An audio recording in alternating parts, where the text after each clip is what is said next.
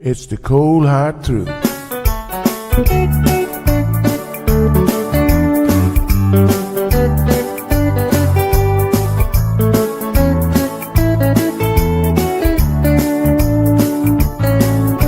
Everyone really want to know what's going on with her show.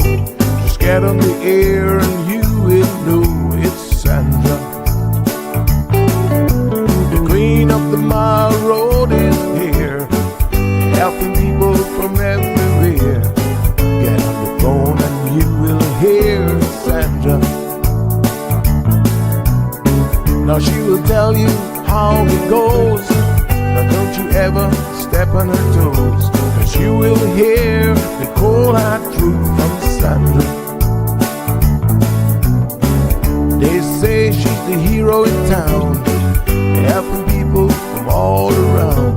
You get a call, your money is found, it's Sandra.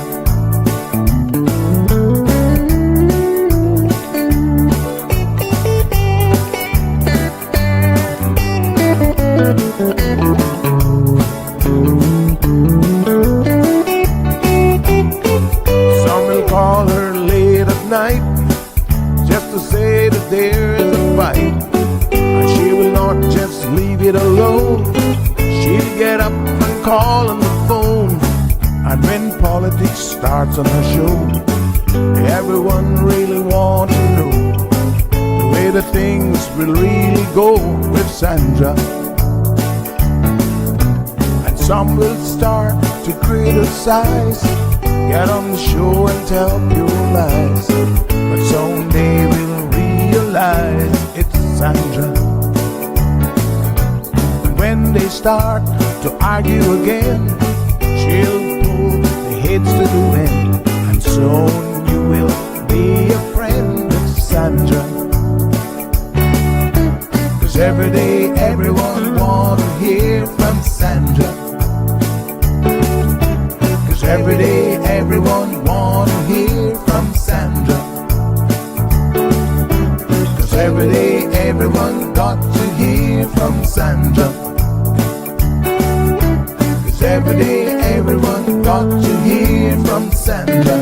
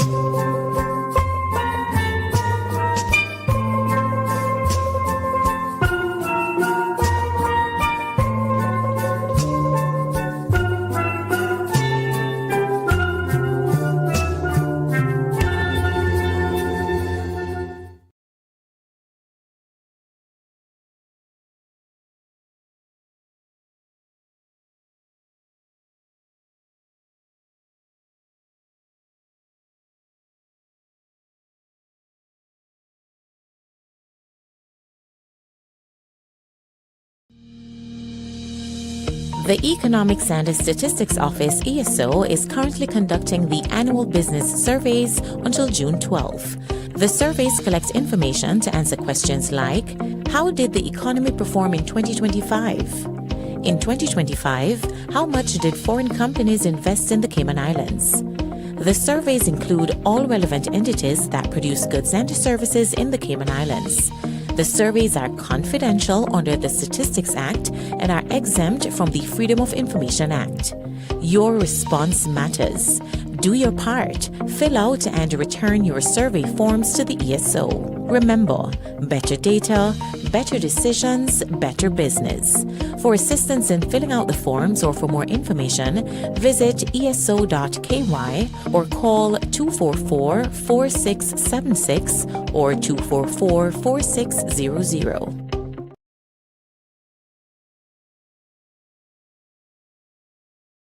Alrighty. Good morning. Happy Friday.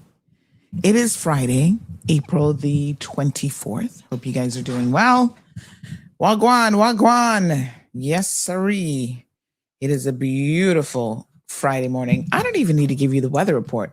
All I need to tell you is just roll down that window and enjoy the sunshine. Ooh la la. It's so gorgeous, and yet so many of us are having vitamin D deficiency. We're not getting enough sun. It's so wild. Go out there. Apparently, they say that the first 5 to 10 minutes of you waking up in the morning, if you go out there and get that sunlight on your face, that is like one of the most important things you can do first thing in the morning. Drink 1 to 2 glasses of water. First thing, I struggle. And then getting out in the sun. I'm like running to get in the studio. I don't even see the sun like on my face. So when I come back from vacation, I think I'm going to make some modifications to my morning routine. Just a little tips. Every little bit helps. So any small thing that we can do, right? So what's one way to get some sun on my face? Well, if I walk the dog in the mornings, right, I can do it. So I think even if it's not every morning, some mornings if I get up a little bit earlier and I go for a little stroll with Zeus, not only do I get the sun on my face, but I also get some extra steps in. You see, folks, this is what we got to do. We got to take little baby steps, do little things. Yeah, why not? How's everybody feeling this beautiful morning? Everybody's good? You guys know as of next week, I'm doing what? On vacay. Don't message me unless it's an emergency. And even then, think hard. Is this really something I need Auntie to do for me? Or can I just I don't know. I don't know what you can do. You can call 911 if it's a real emergency. Call the popo. I know y'all be like, no, Sandy, the popo not doing it no more, I'm like, nah, give them a chance. Give them a chance. You just never know. Okay. Let's talk about Vybz Kartel this morning. OMG, you guys are losing your mind over this man. He's coming in concert. And I hear that, is it actually the Ministers Association or is it just a few select churches that are up in their feelings about this? I'm still trying to decipher who is doing what and what and what and what. But anyway, I understand that they are upset that he's coming and that he was quote unquote allowed to come. And so they're intending to protest? What kind of protests are y'all talking about? Can I please get the details of this protest? Because is it going to happen like the day of the concert? Are you guys going to protest, after? I need to figure this out. I don't understand. Help me out here. Because one thing I do know is y'all need to find something real to protest about. Okay? Listen to me now. You don't have to like him. I'm not all that familiar with his music, but he's one of those people. I think maybe his music has changed over time. I think he's probably become a little bit more streamlined and stuff now. So perhaps there's that. I don't know. But what I do know is that he doesn't have to be everybody's cup of tea, right? And if he's not your cup of tea, then you just keep it moving, y'all. It's not something you got to really stress yourself about. Now, it is interesting, and I do say this about the churches quite often, and I know some church members don't want me to hold them accountable. They just think that, we do whatever we want. And I say, well, you got to make up your mind. What does the Bible say about living in the world, right? I think there's some good Bible verses there that we need to review this morning so that y'all can remember that you're living by the good book. And what does the good book say about your role? Yeah.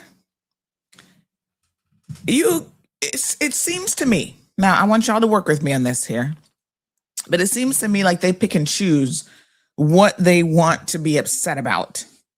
And when they pick and choose what they want to be upset about, I'm not impressed. I mean, not for nothing, but I need y'all to get upset about child abuse. Churches, when are we ever going to see the protest about child abuse and child molestation? That is the one that I want to see. Because too many times, right now, the RCIPS, the DPP's office, everybody's telling us there is an increase in child abuse cases. Or they are concerned. Now, it was bad when they're concerned about anything, honey, chill. When the DPP's actually like, oh, this is not good. Yeah, this isn't good. Right? And so they have raised the alarm. The police raising the alarm, 25% increase. So this is what I need. I've always wanted and I've always needed the churches to come on board about. Because every single time there is a report of a child being molested in this country and it comes out in the news, guess what? The accused is a big time church member. Huh? And I have never, ever heard the Ministers Association or anybody else connected to them say, wow, we have got to start sending the message out there that we do not tolerate this kind of behavior. Right? Make these people know that when they take advantage of children, especially, they are in the wrong. And I don't see y'all doing that, not at all. So stop picking your outrage based on, I don't even know what. Y'all are worried about some lyrics? What is the concern? Hey, help me understand what your issue is exactly with Vybz Kartel. Is because he is known to be raunchy in his lyrics? Is that what it is? Because I can tell you something, your church is not paying attention. If y'all think that he's the only artist that has ever come to Cayman that has been raunchy, y'all need to come again. Go check the schedule of events because they're coming here practically every single weekend. Permits are being approved, and I don't see y'all speaking out. So what is it that has tickled you? How has Vybz Kartel tickled your fancy? This is what I want to know. Well, what's the issue here? What has that man done to y'all? Did he come in and tickle your little cat? I do mean your kitty cat. Like, cat. Nothing else. Don't y'all be trying to read into nothing this morning. It is Friday after all. Some of y'all probably started drinking already. Right up in church. Drinking on a Friday. And y'all want to talk about Vybz Kartel. Well, you're picking your sins. You're picking your outrage. And I'm a little bit confused by it all. I need y'all to help me out here. Who's involved in the protests? And what seems to be the issue? 936-2626. I invite your phone calls, please, and thank you. You know, it's like when I tell people about CMR. Y'all know 9:30, sometimes we be turning up. We be misbehaving in the most kind of way. And you know what I say to you? You don't have to listen. Y'all know Miss Amelia be up in her feelings, right? Sandy, I don't want you cursing. I'm like, okay, great. I'm so glad for you. And so what you do then is you simply go and listen to somebody else, or don't listen to nothing at all. It's called you have choices, people. You don't like Vybz? Good. I don't think he's going to be too worried about it. But go and, you know, I don't know. Go sing that night that he's here. Go do something else. Go to bed early, because he's probably not coming on till super late anyway. Y'all will be fine. Not everything you got to jump in on. And like I said, the selective outrage about it all, I find to be extremely disingenuous. I'm not buying it. You guys don't impress anybody. You know, I mean, come on now. What is this really all about? Big shout out to Dean Ramon. He has actually done a whole little piece on this, and Dean said, well, I can let y'all hear part of what he said, because I don't really want to put words in his mouth, because we got the video. Hold on. But yeah, I struggle when I hear y'all protesting. So listen, I've gotten your phone calls. Some of you have called me. Well, Sandy, he's a murderer and this, that. And I said, whoa. Back it up a little bit. At what point do y'all really pay attention to what's happening in the community? I said, yes, he was in jail for murder. His conviction was overturned. And so apparently the man has a clean enough record where he can get a visa to the UK, the US, and all over the place. So on those grounds, we do not have any legal right to deny him a visa. So I know that some of y'all were woefully confused about that. Now, what I do find that's interesting is we started out with, oh, he's a murderer and he shouldn't have gotten a work permit. Okay. When we basically were able to explain that away to say, here is why cabinet would have essentially said, no, there's no legal grounds on which to deny him a work permit or permit to come in and perform for the evening. Then it went to, oh, they put their flyer on a church fence. Ay. Now I know y'all are pulling at straws now when you go that far. I'm like, put a flyer on a church fence? I don't even know what church fence y'all talking about. But the amount of flyers that I see on fences all the time, including probably this exact same one, I can't be sure because I don't know exactly which church y'all offended that it was. I mean, look, just take it down. Or just call the promoter. Renegade is putting this event on. And in fact, when I spoke to Renegade about it, he's like, Sandy, that was taken down like a week or two before they started circulating this thing about the fence and blah, blah, blah. I'm like, really? Y'all are really pulling at straws here.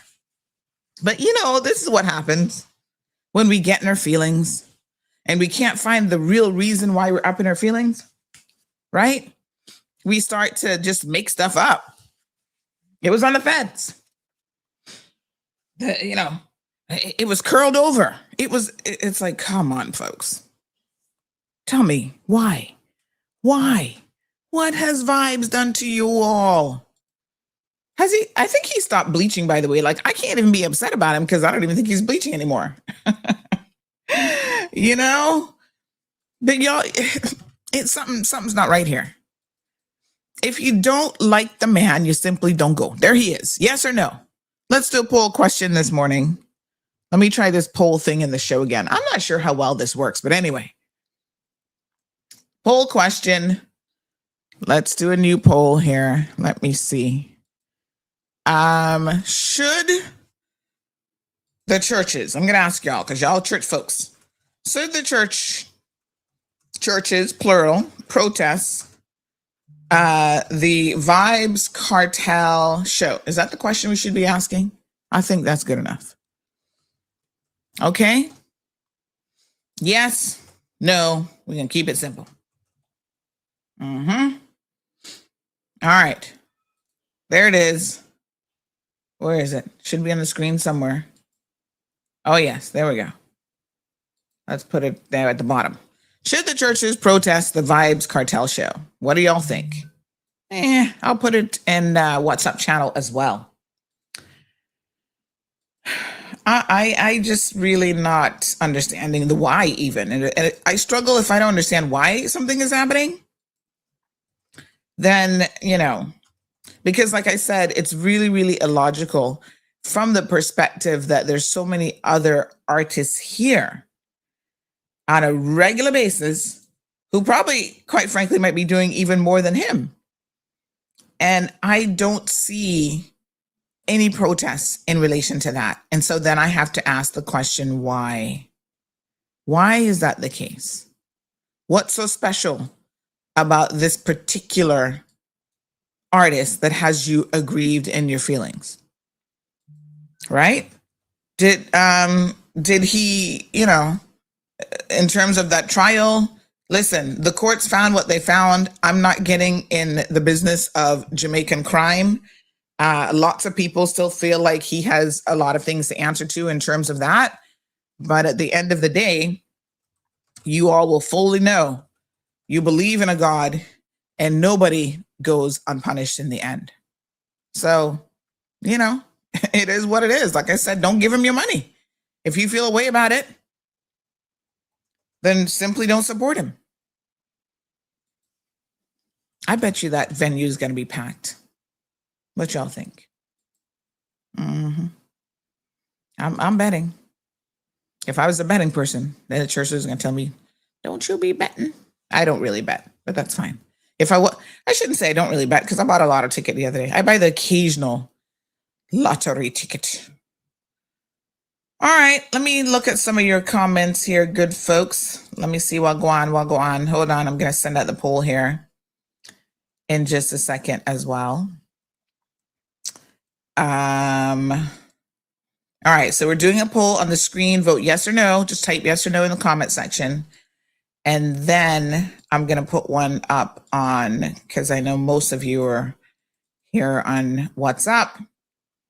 So go ahead and vote on the WhatsApp channel as well. And I have to wonder how many of these persons who are protesting have ever been to, not for nothing, let's talk about Shenseea for a second. I actually really like Shenseea. In terms of liking her versus her music, there are two different things. I want to clarify something here. I like her. I think she has a very lively, nice vibe, right? But Shenseea's music is traditional dance hall, which means that it is raunchy. Yes, raunchy. So probably the vast majority of her music, I'm like, even if it has a good hook or a good beat, when I really start to listen to the lyrics, certainly not something you're going to let your children listen to. And not everything is appropriate for everyone. So my kind of feeling is not going to happen.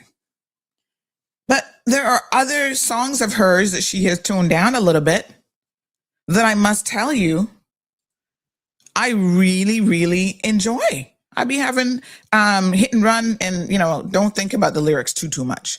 But it's clean. There's no profanity in it. And she's not talking about the freshness of her lady parts and all that kind of stuff. So, by Shenseea standards and by dance hall standards, It is actually very demure. You know what I'm saying? It's clean, crystal clean. Yeah. And if I don't want to hear it, if I'm in the mood for something else, then go listen to something else. Wow. Isn't choice amazing? Gosh, I just think that it's so wonderful when we can pick, choose, and refuse what to listen to and what to do. But protesting, if you're going to take that kind of energy and put into something, I honestly believe that you got too much time on your hands. This is not how you all, the churches, are going to be saving souls and bringing people to the gospel or anything of the sort. It's the same thing when they protest the LGBTQ plus community. I'm just like, what are y'all doing? What is this about? Sometimes our hate for people gets in the way of common sense. You know what I'm saying? All right, comments coming in. This person says, why are the churches being selective? T.I. is coming for Capella and he's no different. And look at his background and his songs. Is it because Kartel is Jamaican and T.I. is American? Why the discrimination and being selective? T.I. I'm trying to remember what T.I. even sings. I don't know what these people are. Shall I be forgetting who the heck these people even are? And again, you know, there's something to be said for, there is something to be said for even the American version of dance hall. I mean, it might be dance hall, but they have like, you know, what's the genre of music that I'm thinking of? The gang banging kind of vibe. It's just as violent, if not more sometimes. They do raunchiness as well. Some of them, like you said, if you're looking at their personal behavior, some of them even mixed up in all sorts of stuff. Gun offenses, sexual assaults, rape, blah, blah, blah. P. Diddy is finally out of jail, right? Didn't he get released? How many of y'all still sitting there tapping your foot to a P. Diddy song, knowing what kind of monster this man is? I don't know. I'm just like, All right. Let's continue to take your comments here. The phone lines are open, 936-2626. We do have the police press conference coming up that we're going to be playing. That's what y'all need to be getting outraged about. Get outraged about how an 18-year-old Caymanian, by the way, stick a pin, talking about Jamaicans and being prejudiced. Initially, we were told that it was 2 Caymanians and 1 Jamaican, but now I'm being told that all of the burglars were Caymanians. Now, I do not know. Don't be asking me if they Caymanians by status or by birth, because I don't know that question, but they're still Caymanians. And so either way, we have to take the shame that comes with that, which is kind of like, I'm like 18-year-olds out there smashing and grabbing in a jewelry store. That's what y'all need to be praying about. Churches, pray on Cayman youth who, for whatever reason, thought it was a good idea to go in broad daylight and rob a jewelry store. Y'all need to be protesting that and praying for them. Good morning, caller. Good morning, Miss Sandra. I'm not going to keep you too long, but this thing with the church protesting about cartel, I have one question for the church. Mm-hmm. Where are they when these sexual predators are getting slapped on the wrist for what they're doing to young children and women? Right? The RCIPS just released a report stating how worrying it is of the harm coming to young children. Where is the church then? Yeah. Cartel is coming here and he's going to be gone in no time. Where is the church for problems that are literally holding the Caymanians are facing and struggling with and being victims of? Right? I think that the church pipes up for the wrong things. Yeah. And that's where I'm going to leave you this morning. Yes. Thank you, honey child. And I have to say that I agree 1,000%. As I said earlier, I've never, ever even heard them say we are disturbed by this upward trend of what's happening in terms of child molestation. Most of these people, I'm telling you, who get arrested are church members, and you never hear them issue a statement. They never say they're going to protest. They're going to have a sit-in. They're going to have a prayer in. They ain't doing nothing. Good morning, caller. Good morning, Sandra. Good morning. Yeah, man, just want to tune in on this subject of this Vibe Cartel business. Yes. Okay, first of all, I want to state clear now, I don't know Vibe Cartel fan. Yep. Yeah, and you don't have to be Yeah. me either. No, yeah, but yeah.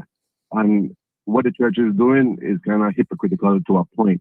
And the point being, because it just can't be for one thing, you know what I mean? If you don't like evil in one sense, it have to be in all sense.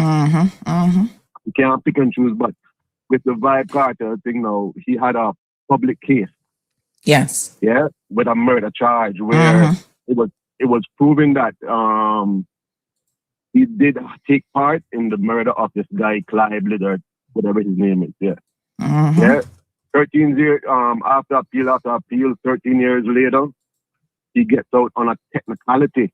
Yeah. You person did law, right? Not because you get on a technicality, it doesn't mean that you didn't do the crime. Because, yes, but listen the now. police used the tapes. No, because the police used the tapes in a way that it was not like it's just like in the States. If they come into your house and take certain stuff out of it without having a warrant, it is not warranted in court. It could be admissible evidence. Yeah. Yep. So that's what happened with the Vibe Cartel case. But everybody have an idea that this man did take part in this, and the lifestyle that he had before was not anything to be admired. Right. The music that he agreed. Sings, most of the music that he sings is very degrading to young women. Yeah.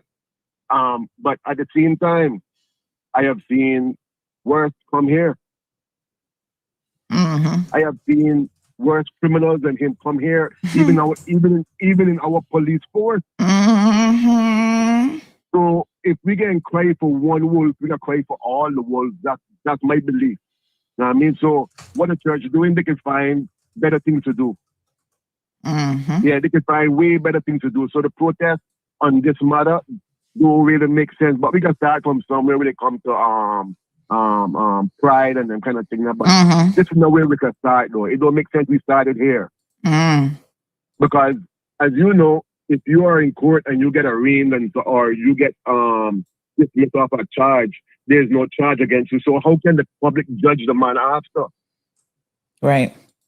Even with a rapist that we cry out and say, boy, we know they did the rape, but some technicality, this person get off. Everybody can still have in the back of the mind, this is a rapist, but at the same time, the court that we appoint there to judge has freed him. Yeah, so what are we going to do? Even the case that happened here where the guy must have run over the guy and run back over him and all kind of thing. Yeah, he got off too. Yeah. Hey, so and I mean, there's no question that he ran him over. That's what I'm saying. Yeah. So we can't, but the church is find something better. If this is a protest if this is a real thing, it don't make sense. It makes them look very bad. Yeah. That's my belief.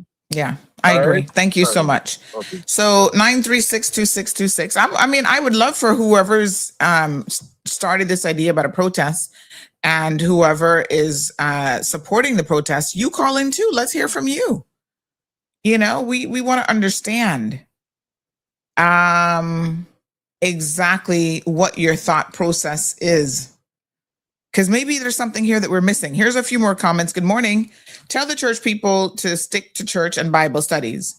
His work permit has been approved and he's coming. They need to get the expletive over it. Not 9:30. Who's this person? Iodonia? Who is that? I don't even know who that is. And Problem Child are performing this weekend at Capella. Their lyrics is on par with Vybz Kartel. It's called Selective Outrage. Dexter Daps sings about sex and sexual acts. He's been performing a number of times. They should not be worrying about vibes. That Saturday night, they need to be preparing for church on Sunday morning. Send the link to the poll. Oh, yes. Okay.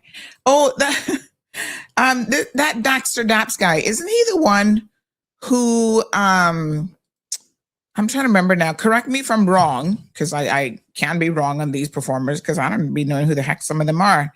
Is he the one who the lady had jumped up on stage and was throwing her underwear at him? Was he that one or was there another one? Funny, I never saw the churches protesting about that either. I mean, I'm just saying, where was the outrage then? Somebody said, yes, exactly. Oh, honey child. No. Y'all were not up in your feelings about that. In fact, it was only CMR talking about what a hot mess that was. I was like, are you guys serious? You cannot be serious. Nope. Churches probably, y'all were probably sitting there enjoying this foolishness. Because I don't remember a single one of you saying, well, this kind of lewd and what's the other word that goes with lewd normally? This kind of behavior is disgusting. We can't have this. Come on now. Yada, yada, yada. Nope. Never heard a single word of discord or protest about it. Now, I hear the caller in relation to his court case. And I think that those are all extremely valid points. And in fact, we had another caller to the program. Hold on one second, or listener to the program, I should say, who had the following to say. Let me just find this comment. Remember, we got to upgrade to our comments now. Look how nice they're looking. And so, I think I might have forgotten to do that one. And so I'm doing comments in real time. So give me 1 second. A couple little extra steps here. All right. Let me get this one for you, because this is along the lines of what the last caller was basically saying as well. Okay. Right. 1 second here. All right. Let's look at some of while that one is populating, let's look at some of your show comments there. Wayne said, yes, him, same one, says Irvelin. Trisha says, hypocrisy, I tell you, the raunchy one. Ashley says, is it really about Kartel or possibly Renegade? Oh, really? T.I. is a convicted felon who did time and was paroled. Make it make sense. I don't know. I mean, y'all up in your feelings about Renegade? Can't be that, really? I mean, I don't think them church people even know who Renegade is. I'm not sure. Renegade is a Caymanian, and he's been in the space for a minute. DJ Renegade. And, he does his thing. Like I said, once again, if you got a problem with how he does it, you just don't listen to him. He has his own station over there, 92.7, I think it is. Yeah. All right. This person says, we have these coming this weekend. We mentioned them earlier. Forget who they're, Adona and somebody else. I don't know. These church members can't protest what they're taking part in or protesting. Ooh, you mean when it comes to child molestation? Snaps. Wah. T.I. actually went to prison for something. Can't remember what. You remember how the church was behind that creep Webster when he was caught molesting that 14-year-old? Disgusting. Yeah, well, I mean, I don't know if they were behind him. I can't remember, because of course he was actually a big time pastor in a church himself, or deacon or something. The devil in sheep's clothing. He was up in there pretending to be somebody. And in fact, that's how he had access. I'm going to remind you guys a little bit about the facts here. That is how he had access to that young lady, was through church, right? And that's why her mother trusted him. Lord, don't trust nobody, especially church people. I'm just saying. That's why she trusted him. And he was picking the young lady up and taking her to church events. And that's when he was sitting there. Y'all saw the video. Don't pretend like you don't know what I'm talking about. Of him begging her and that poor little child. I said, ew. I remember seeing the video. My stomach was just churning. It was made me physically sick. But the worst part about it was y'all tried to go after the little girl. And I was like, no. I had to stop. This is before we had a show. And I remember I had to stop y'all dead in your tracks. Good morning. Are you calling to get on the show? 936-2626. Okay, there. So yeah, y'all were trying to blame that little child. This person says, I think it's because he's a murderer that got off on a technicality. He's phenomenally talented, but he's not a good/decent person. But like any other artist that someone doesn't like, simply don't go/support. And they said, yes, the same one, Dexter Daps, raunchy. But let me ask y'all a question about this. Do the churches are they not the ones who say that they believe in redemption?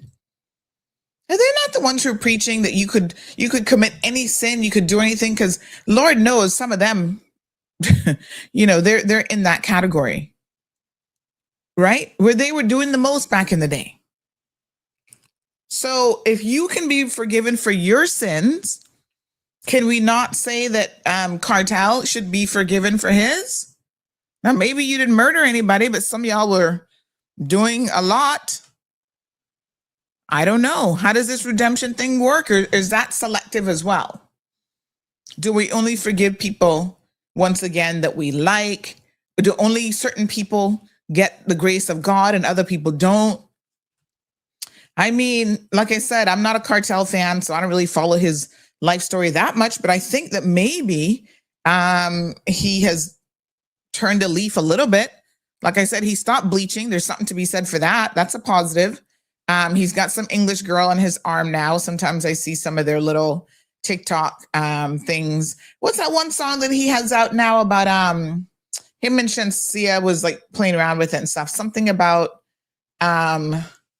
I don't know. It's something about a woman and a girl and she come in. I don't even know what's that. There's one that's like trending right now with him. And I think Shensia has something to do with it. I don't know if she actually performed it with him, but I saw a video of him and his fiance doing a little something with it as well.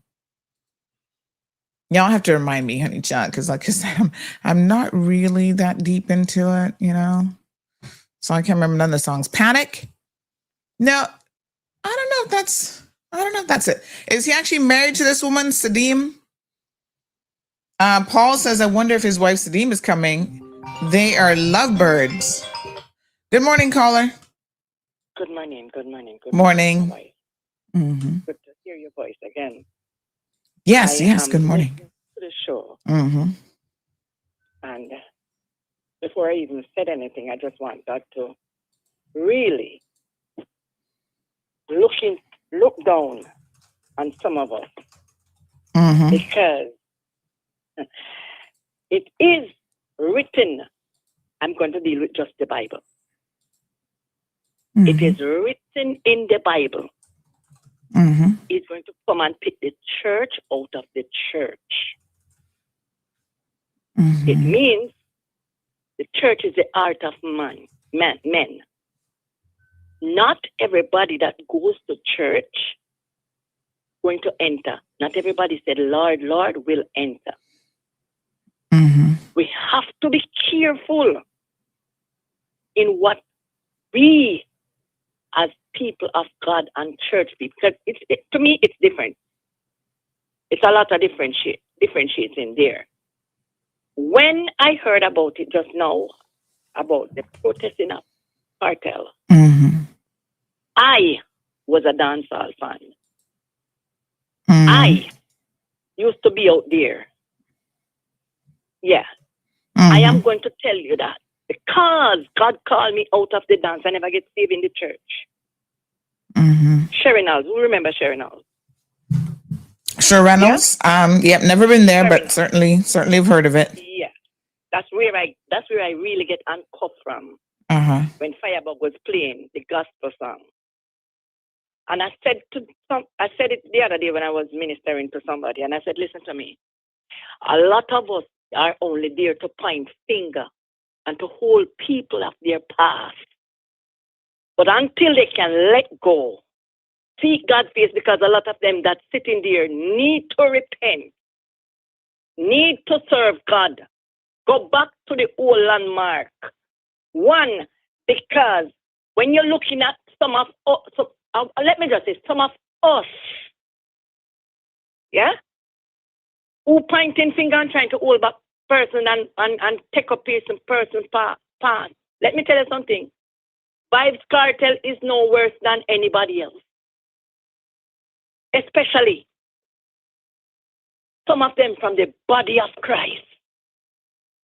I have experienced it. I have experienced them. I tell persons that I know God, not through the body of Christ. I know him through my experiences. And majority of what I've been through when I was out there, it's just since week I was ministering to some persons on the phone about it. When I was out there and going to the dance and everything, what I've experienced, I've never experienced it out there. But I've seen God call me, and all because I've visited churches. And yes, I will be there. I've seen the devil sit down there and the rostrum, the fire everywhere. So they need to get up and stop what they're doing and look into themselves, analyze themselves, and go reconcile with God. Because when you're looking at somebody, I'm not saying Kartel is right with whatever in the past, but look in the Bible. David was a murderer. He never do it willingly. But he was a man of his heart. Because David sent Uriah first. And that's when Uriah died. And then he get him wife.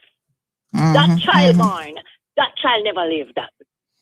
So the theological pastors and the theological members who know say yes because of theologic, you can preach the word and you can act the word, but at the end of the day, the word itself not embedded in you. There's no point finger a person should do, especially on someone who out there that they live in sin. Pray for them. Ask God for grace for them. Ask God for mercy for them. Ask God to help them even in their carrying on. Lord God Almighty, show up that things can turn, because Kartel have a calling on his life, and the calling that is on Kartel life, he reach persons anywhere they are. What if God save him right there? And God, and I'm not saying that he's not saved, because guess what? Listen to me now. And this is not no technical. This is coming from a heart of someone who's been there, done that. Yeah? When I was out there, I only go to the dance because I used to use the dance to clear my mind of what is happening and transparent in my community and in my family members and everything. But persons never know the morality of me. Yeah? Kartel have a heart of his own. And I dare the person to go to God and said, God, I need you to remove him.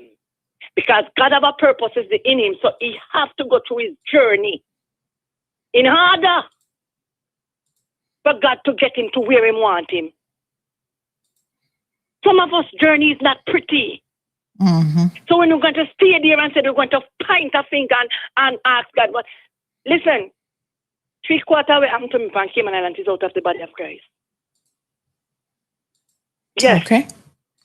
Leave me there. Appreciate the comments. So just pray and listen. I understand what is happening. God is able to keep everyone from falling. I'm going to pray for those church people, and I'm going to pray for Kartel. I'm going to pray for everybody. All right. Because God don't dump anyone. And when God throw your sin into forgetfulness, this year forgetfulness, when you go and pick it up and you protest it. Listen to me. I've seen people get saved in the dance more than even the church most of the time. And I'm going to tell you. And persons appreciate that God come and save them. But you have some prisoners in the church. Sit down and them just don't want to see persons. Pray. And when you pray, you don't pray from your lip, you pray from your heart. Sincerity prayer changes things.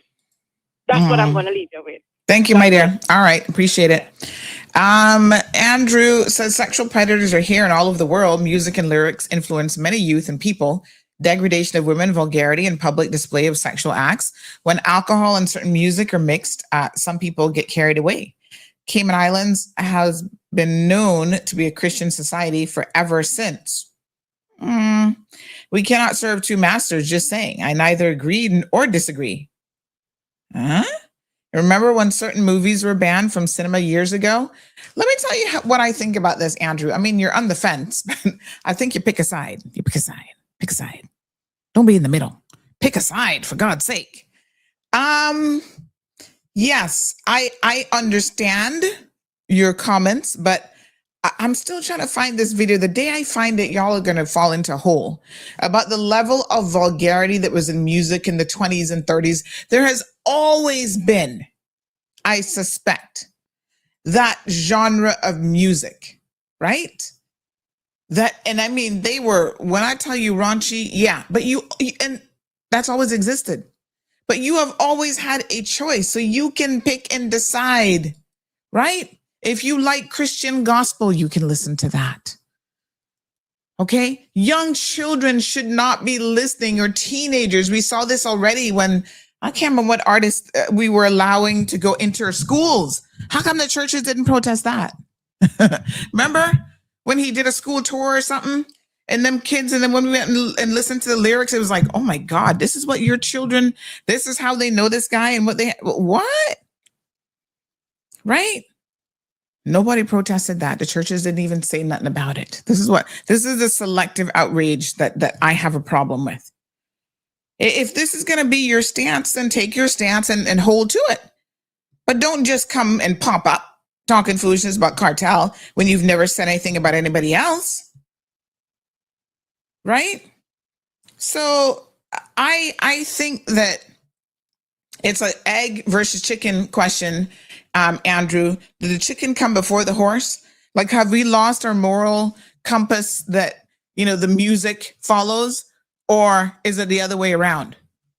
There probably is no singular answer to that. So you get to choose in life. And once again, the Christian faith is built and designed around choice. It's not about trying to force people into Christianity. It's not about trying to force people to have your set of moral beliefs or your set in believing in this particular God, right? You have a choice. And when you make that choice, there are consequences that will naturally fall from the choice as well. There's so many other ways in which we could be building our community, right? Nation building, Christian building. If you want to claim that we're a Christian society, and when people say that to me, I always look at them and I'm like, I hear you, but when I look around at the behaviors, Cayman has more bars than anything else. Bars and churches and beauty salons. They have to be the top 3. Y'all are drinking all the time, right? Y'all are fornicating, cheating, sleeping around, doing the most. Are those things not equal sin? Like what? So we're a one-day Christian society. Maybe that's the more accurate term, Andrew, that we need to be using to describe ourselves. Because you can't tell me that we're a Christian community and then I hear about the level of domestic violence, the level of sexual harassment. We're okay with people and organizations going after barely legal little girls and still flying on the planes and all this kind of stuff. And y'all, nobody outraged by any of this. Y'all not speaking up about it. I don't understand. Candy says kaboom to the caller about not everyone that say, Lord, Lord, shall enter the kingdom. Many will be calling, but few chosen. Real talk, caller, says Angela. Aliano and Miss Sue, good morning. Red says, as far as I can see, if you don't like the man, simply don't go, boo. The man is trying to be a better version of himself. And, I have said that I think that, again, I'm not a big follower of Kartel, but I think there's been some changes in him. Now, someone made a point, which I think is fair enough. I'll read this one to you guys because I said basically, what,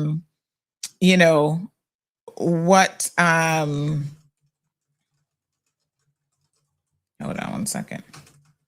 I said, maybe he has repented. I mean, I don't know. I don't know what his conversations are between him and the good Lord. And they said, well, he would have to have demonstrated that, yes, you can ask for forgiveness, but he should have demonstrated that he's asking for forgiveness in order to be forgiven. And he's never actually admitted guilt for the murder. Now, does his guilt, you all are Bible, you guys are the ones who are Bible experts. Does his guilt or his request for forgiveness have to be done publicly? Or is this something that is private between him and the good Lord? I don't know. Maybe these are some of the conversations that y'all should be talking about. You know, here on Sundays, we have a church service that airs. They were doing so well that they actually went from 1 hour to, I think they're now 1.5 hours or 2 hours, right? We reached out to all of the churches, regardless of denomination and everything else. We reached out to all of them and said, hey, as part of CMR TV, you can come on Sundays, you know, let people hear the good word and be delivered or whatever. This is the only church. This tells you how these churches operate, right? This is actually the only church that came forward and said, yes, Sandy, we would love to take advantage of this opportunity. And do you know that every single one of their weekly segments has thousands of views, word of mouth? They have thousands of views per show. And yet the churches claim they want to reach people. And so I see them struggling with 1 or 2 little live views and nobody watching afterwards, all these Church of Gods and this and that. And trust me, I grew up in Church of God, right? And here you have an opportunity to come on and to show people your sermons or whatever Sunday. Not everybody's able to go out to church. And honey child, they're not interested. We emailed all of them. Those who had, you know, Facebook channels where they're actually live streaming, we've sent stuff to them. Not a single one except this one church has reached out. Once again, show me their commitment even to supposedly spreading the word. Good morning, caller. Sandy, this is getting really hot and hot. I am going to read a scripture. If you can give me that time. Well, I do have to go to the police thing, so I want you to make it a quick scripture, hopefully. Yes. Okay. And it's in the book of Ezekiel. Mm-hmm. Yeah. Mm-hmm. Thou art guilty, 22. Thou art become guilty in thy blood that thou hast shed, and hast defiled thyself in thine idols, which thou hast made, and thou hast caused thy days to draw near, and art come even unto the years. Therefore have I made thee a reproach unto the Eden, and a mocking to all countries. Those that be near and those that be far from thee shall mock thee, which art infamous and much vexed. What that is saying, you know, and I will say to them, and if you go down in it, I would like everybody read it.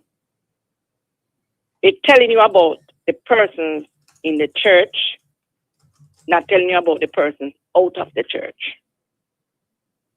The songwriter said he's going to come and pick the church out of the church.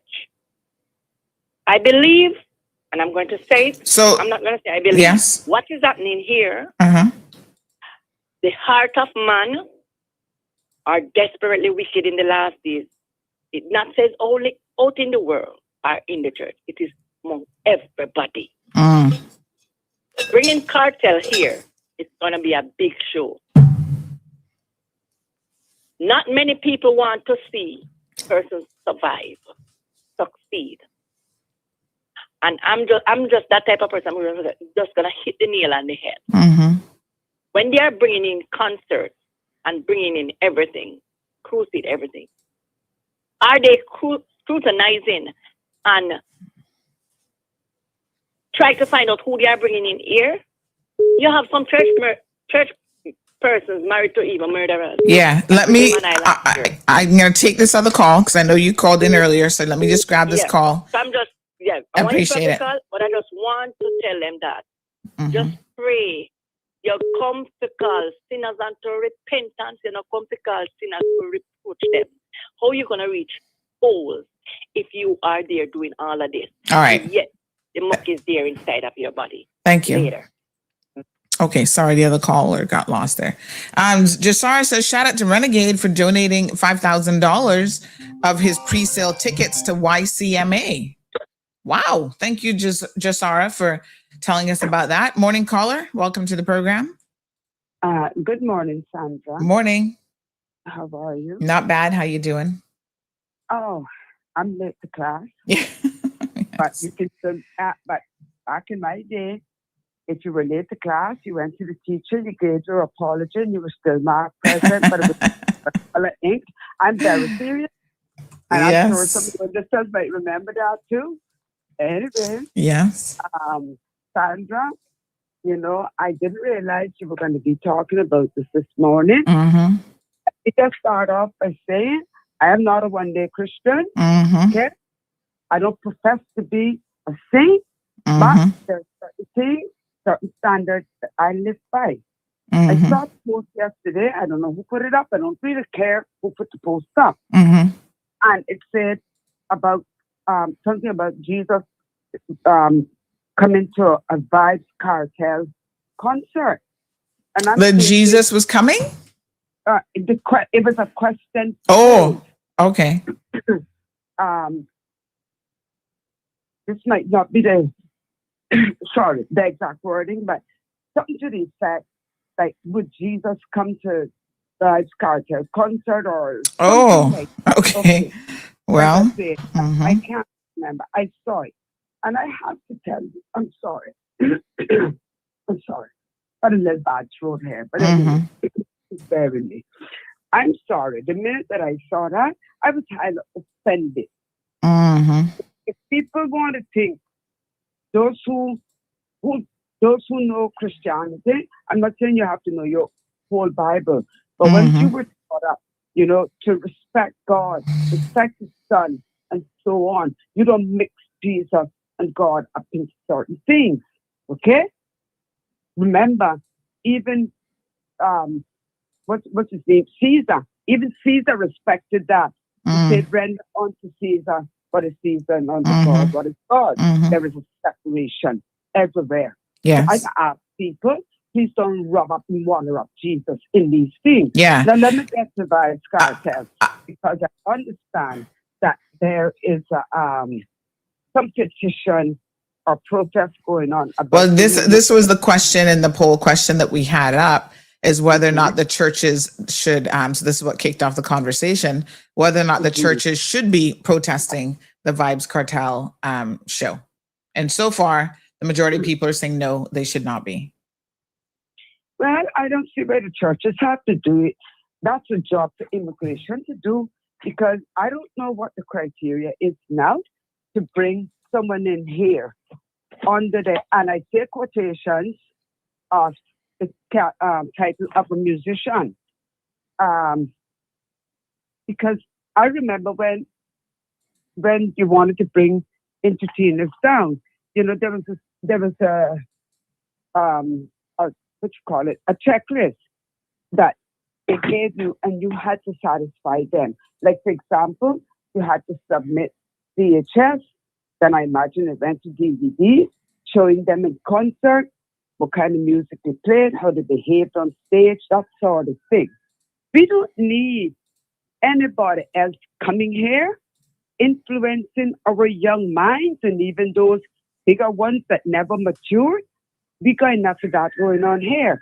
And especially when this person has been known to be very violent to the extent it committed murder. They were convicted, even though the Privy Council overruled it because of jury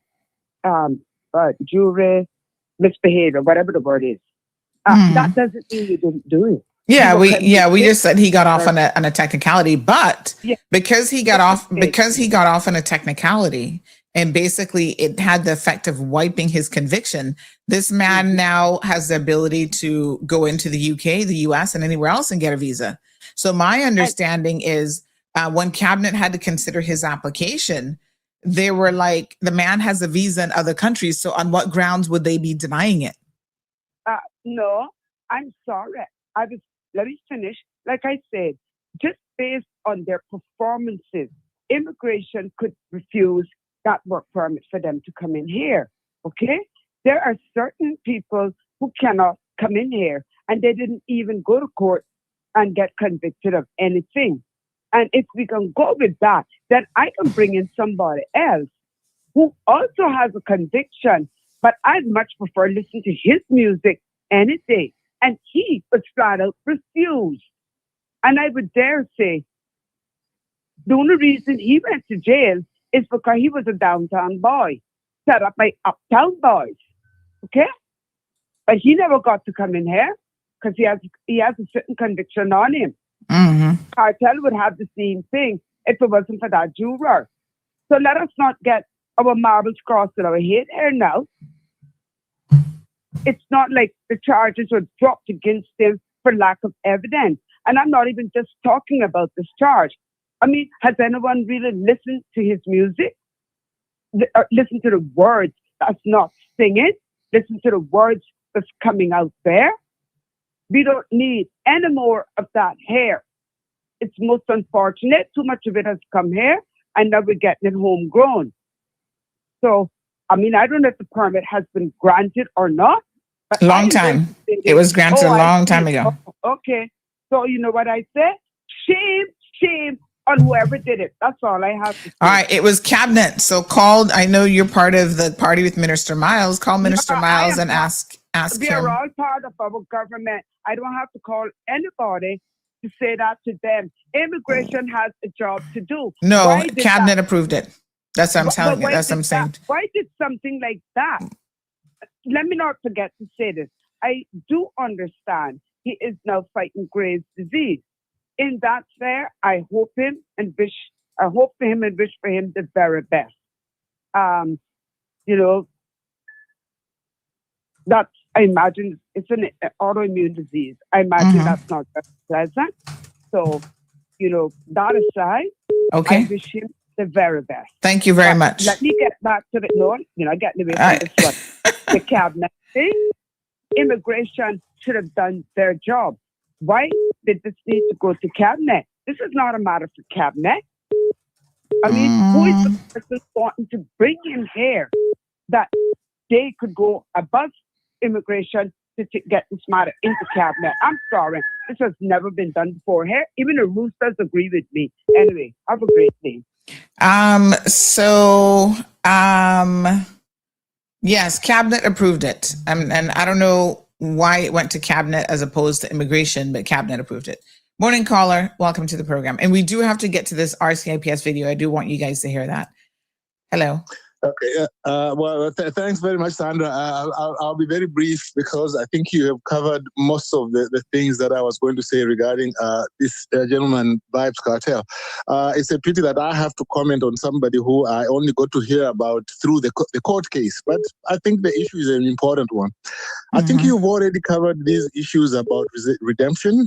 That you see, if you are in a private space, if this is going to take place in a private space, you are not compelled to go there, okay?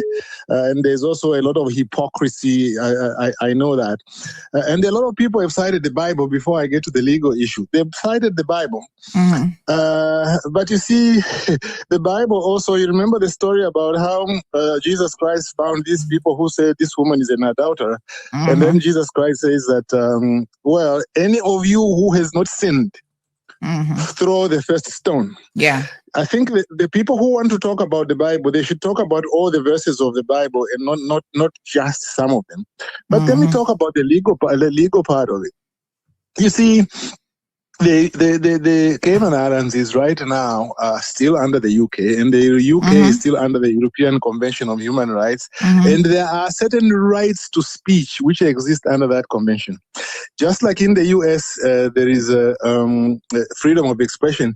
In the US in particular, they have made it very clear that profanity in certain circumstances is protected. And one of the things that determines that is it being done in a private space? Is the government forcing you not to use profanity in your own private space? Okay? So unless government is forcing you to do that, there are certain rights that people have. And on top of that, this constitution of the Cayman Islands, it has freedom of expression in it, freedom of speech is in it. It was approved by referendum in the Cayman Islands. So people must understand that you have signed up to certain rights that people have. And if you want to contest certain things, then you must contest them within that legality. Not just say, well, he uses profanity, he shouldn't come. No, because he has certain rights. So in closing, let me just say that the government, I should congratulate them for having made the compromise. I think they have realized that this is a legal thing. They are supposed to be, they can manage it to some extent if they want. Now, as far as I'm concerned, they shouldn't have even imposed certain conditions so long as this was taking place in a private space. But in a society where we can't always agree, I commend the government for deciding to find a compromise, allow this person to come in and perform. And you can see already even him, his life, he has started to change. And I think it is very, very good that the government has done that from the legal perspective as well as from the social perspective. Thank you, Sandy. Thank you so much. I appreciate it. All right. I do want to change gears, read a few more comments, and then we're going to talk about the police. Now, here's the thing. We have well over 450 people listening to the show. Sorry, Miss Nadine, you called 3 times or twice already. I can't take a third call. Sometimes there's a limit. Yes, even the good book says something about limits, right? I'm sure of that. There has to be a proverb in there. Thou shalt not call Auntie Sandy's show more than 2 times, saith the good Lord. Okay. All right. But listen to me now. His permit has been approved months ago. Cabinet approved it. Again, I think that they were doing so from a legal perspective. Yes, there have been other artists in the past who've been turned down. However, I think that it is, I guess it's on the strength of the application that was submitted. And Kartel and the promoters of this, which is Renegade, obviously know what they can and can't do in terms of the lyrics. So let me be very, very clear. This is not a situation where Kartel can get up on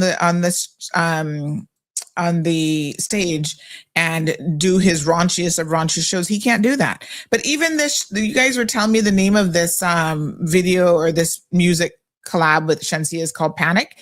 It's like one of the biggest songs right now in dance hall. Like I said, I don't follow the genre, but even me myself have heard it.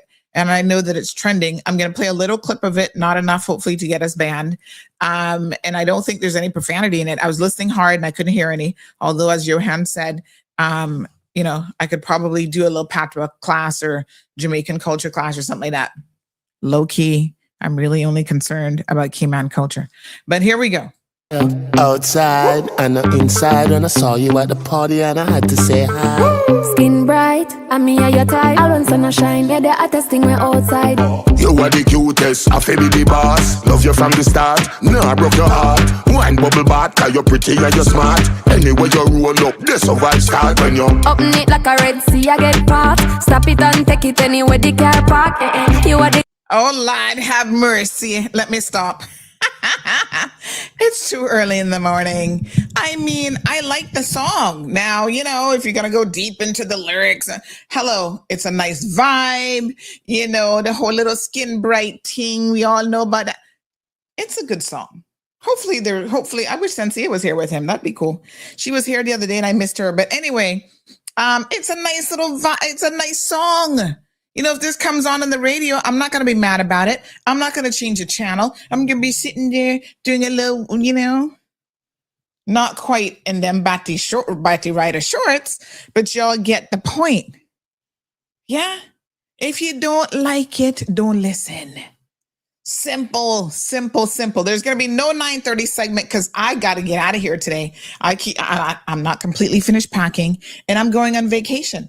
And yes, on vacation. If I'm halfway around the world, they turn that song on. I might be doing a little wind up and say, yes, Caribbean people represent. Good morning, caller. Good morning, Sandy. You're up there tapping your feet on the ground. I know. Hello. I'm trying to do a little twerking in the studio. What's going on?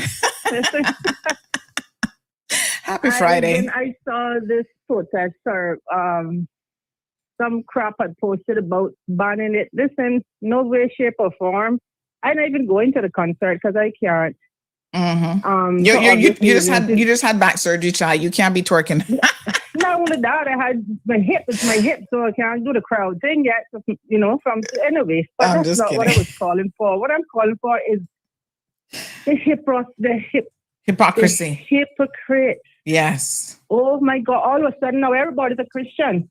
Mm-hmm. I'm more Christian right now with my last name, my birth name Christian, than the Christian. I just saying. That's funny.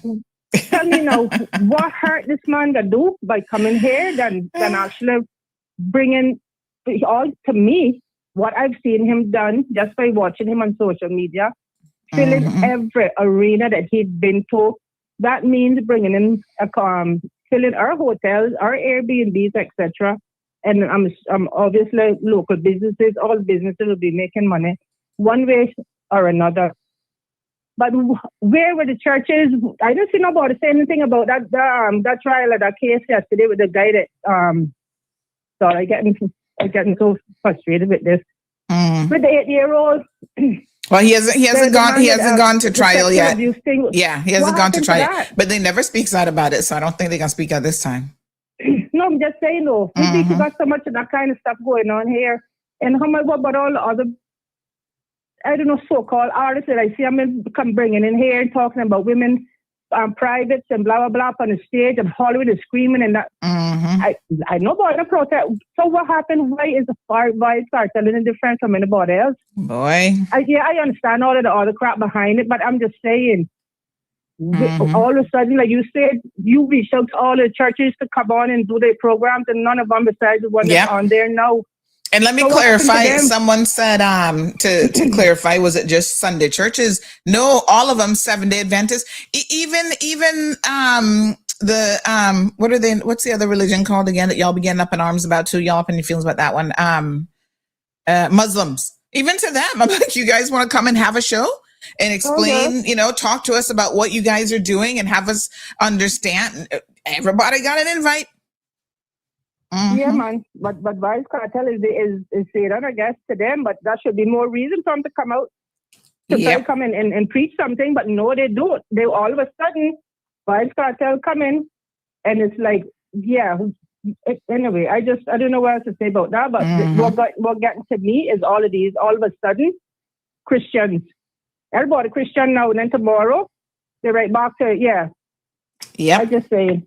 And like I say, one day a week Christians, my dear. They got more vulgarity in their mouth.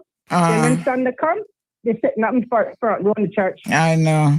Yeah. Anyway, thank you, my darling. That off my chest. Yeah, thank you. I appreciate it. 9362626. So now over 500 people in the live stream. We're about to go to police matters and come and see how many of y'all church people too. All of a sudden, like, I don't want to hear what the police have to say. Your selective listening and outrage is on social media. We see the comments. It's just like, come on. Well, Johan say I should be banned from entering Jamaica because she can't understand the culture yet. Love off, yard is, #help. Poor Johan. No brownies for you for the rest of the year, Johan. Thank you. Jasara Anthony says that voice has been missing. Speaking of missing voices, somebody was asking me yesterday, what happened to Cameron? I haven't seen Cameron post. Sometimes there's so many things going on, I can't keep up. But Cameron used to be in the comment section on the show, posting regular. We have not heard from Cameron in like at least a couple months. Can somebody please do a welfare check on Cameron? Because I don't know where Cameron is. A little bit concerned. And Maury says maybe the church should protest to have a sex registry. Hello. Praise the Lord. Yep, that would be worth protesting about, especially with the high rise of sexual predators that I see on the news. Carrie says, was any members of the Ministers Association present at the RCIPS public forum the other day when they stated the offense against children has increased? Well, that's their press conference, and normally they only invite the media, to be fair. But once again, I have heard no public statement about how alarming and concerning this is.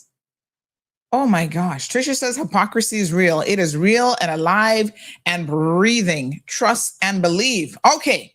We're going to switch gears. Somebody said we must get hook up a Kartel interview in CMR. You know what? It's an idea.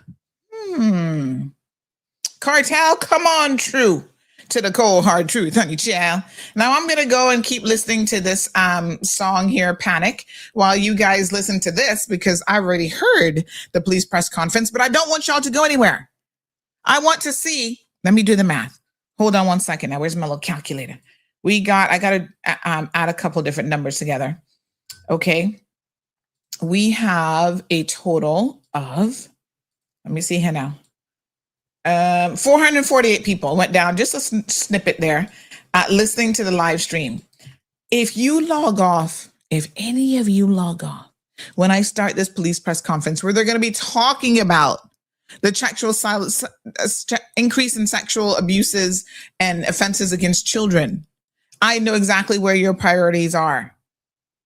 Andrea, good morning, says the sheer hypocrisy. Whether he comes here or not, kids are still listening to his music until you take all phones and tablets from teenagers, and they're still going to have access to it. The selective outrage is ridiculous. Here's the thing about that, Andrea. Most of these parents who are talking now about they can go out there protesting, whatever, they don't even know what their children listening to.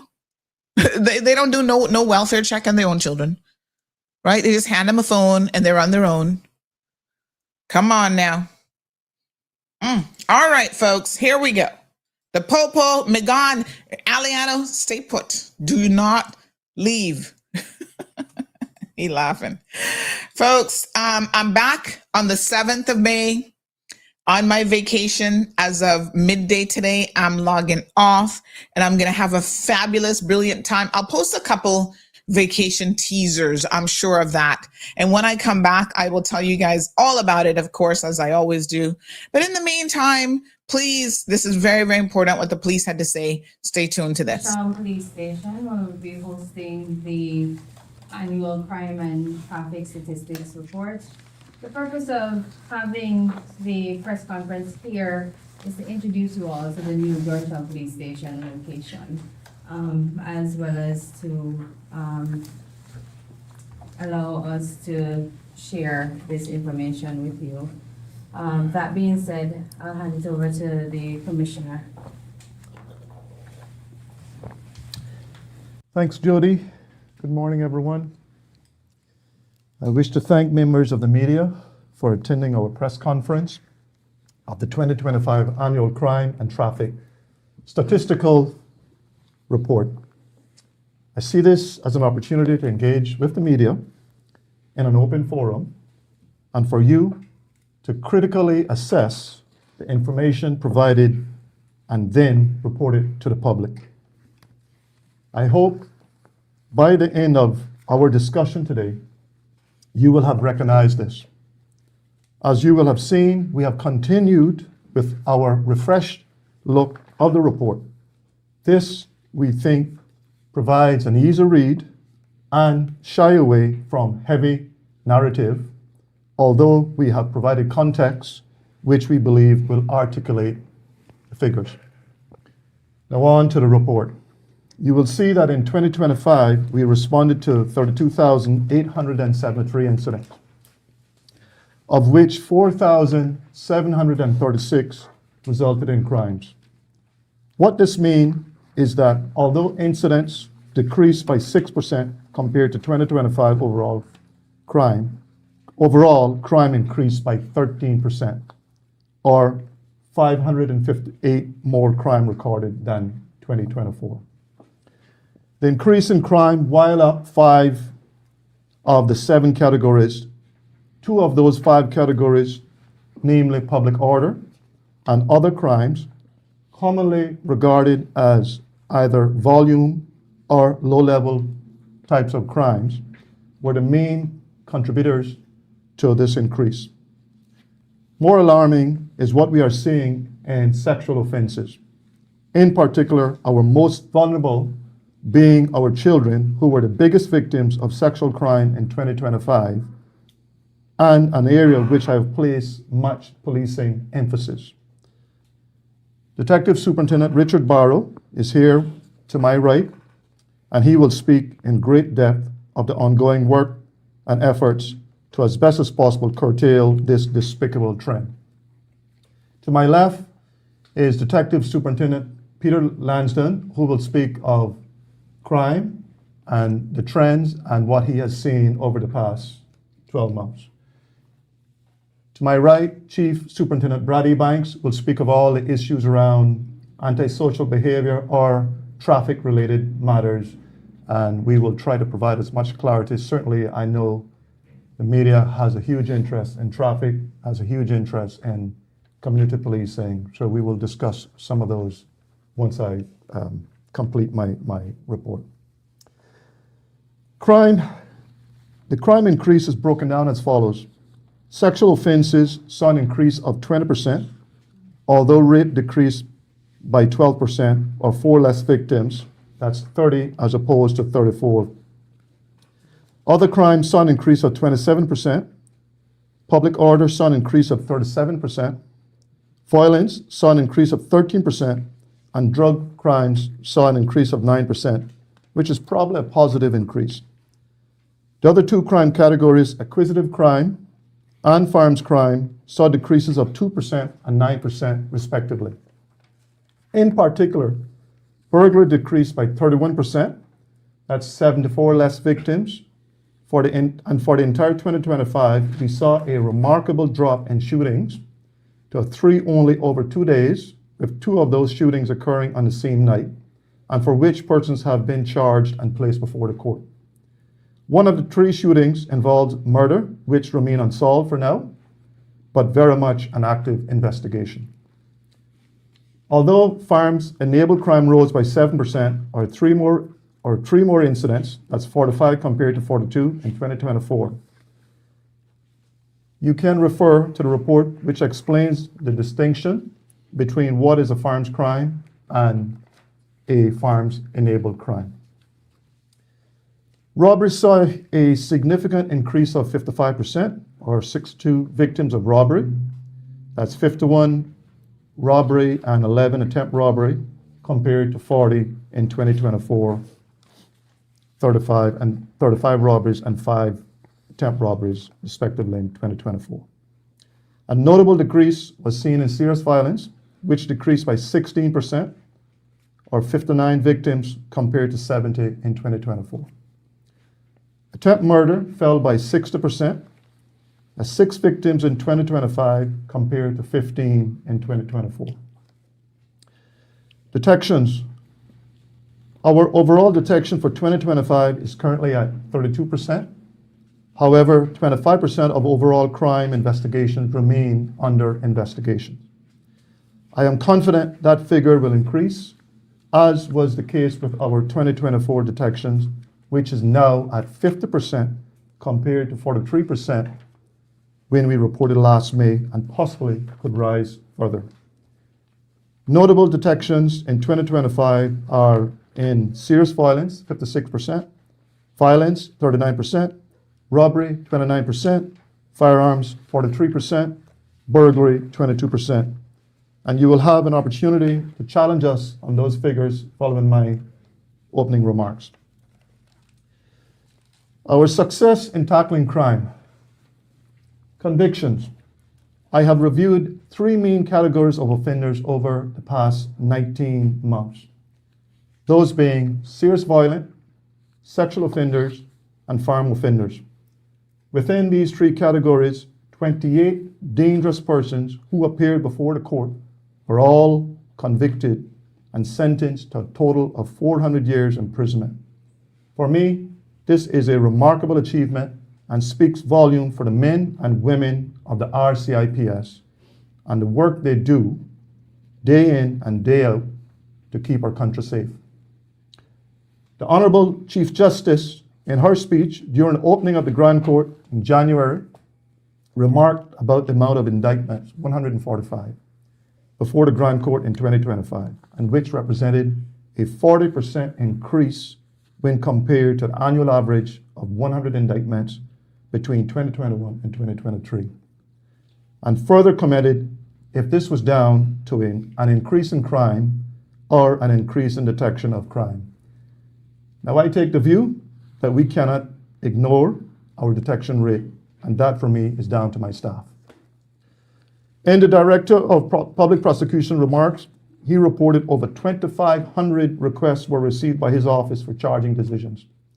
and that over 2,600 charges were filed by his office with the Summary Court. And finally, the prison is full. Courts are stretched, all because of the tremendous work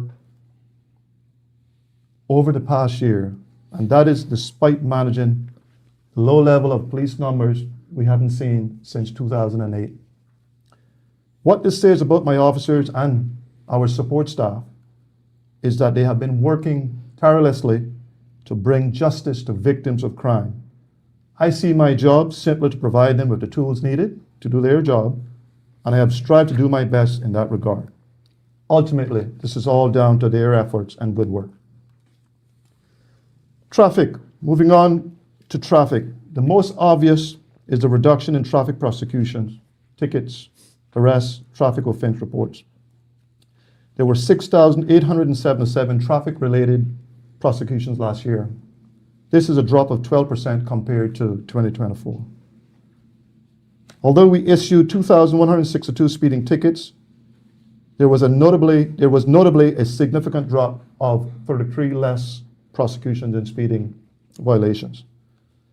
62% of speed offenses reported were in excess of 15 miles per hour or more of the respective speed zone, while 54% speed tickets issued were to drivers in excess of 50 miles per hour or higher. And the highest recorded speed was 85 miles per hour. You are open to challenge us on why there is a drop in our traffic prosecutions, and we will do our endeavor best to explain what we believe contributed to this drop. Road traffic collisions. Road traffic collisions continue to be a constant and persistent challenge in what seems to be absolutely no let-up in sight.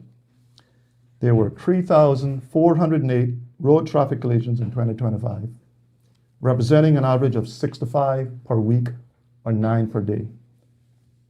This is an increase of 5% or 151 more on the 2024 figures. This is a consistent trend with what we have seen since 2020, where the average is 150 more year on year.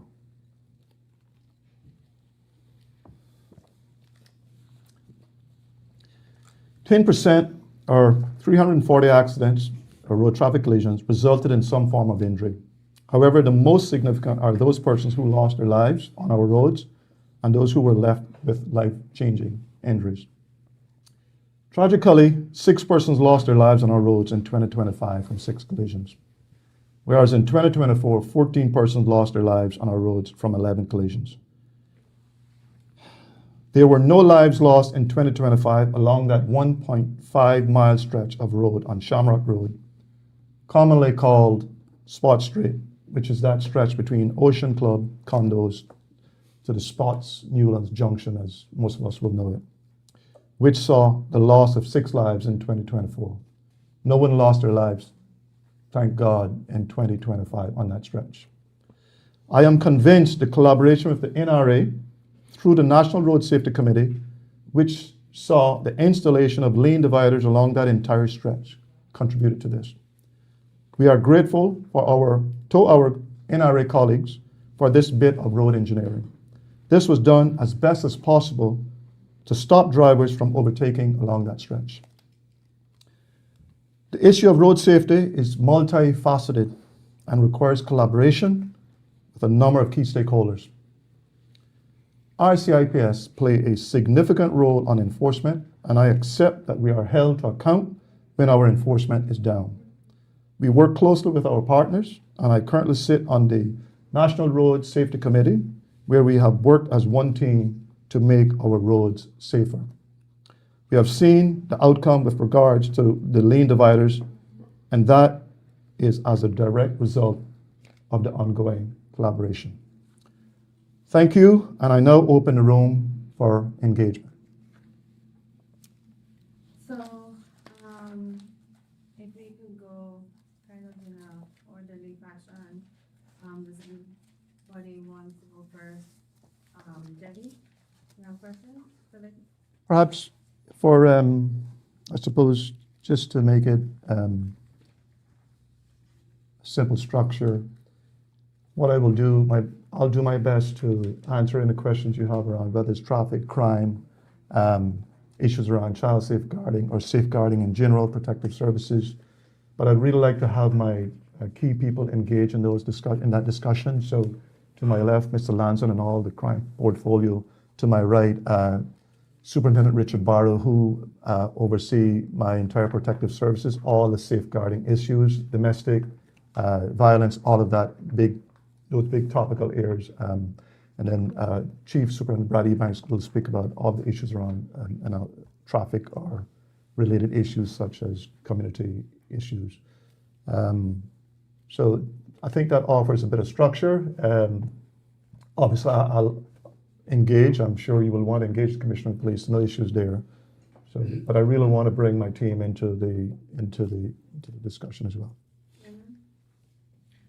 I think probably the thing that stands out is the sexual offences, particularly as you highlighted yourself, the astonishing number of young people, children involved here. I mean, is that unusual in your experience with all jurisdictions? Is that not unique to Cayman, but is that a rare in your experience that so many sexual offence victims are children here?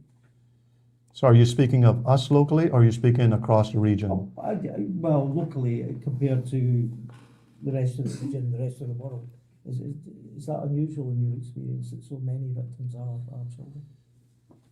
What I can say about our figures, I can't speak for the region, and that's simply because I don't understand the crime recording, data collection methodology in those jurisdictions. What I can speak of is our crime recording and our data collection methodology, RCIPS, which I would argue is right now beyond reproach. And I'm open and transparent around our crime recording process, our data collection process, and happy for an independent person to come and look at it. Some of the issues I can speak of what we're seeing here. The issue around sexual offenses, we've certainly been paying very close attention to. I made it my point as Commissioner of Police 2.5 years ago to put that issue of protecting the most vulnerable, in particular children, to put that at the top of one of our strategic priorities. So that's one of my top 6 strategic priorities.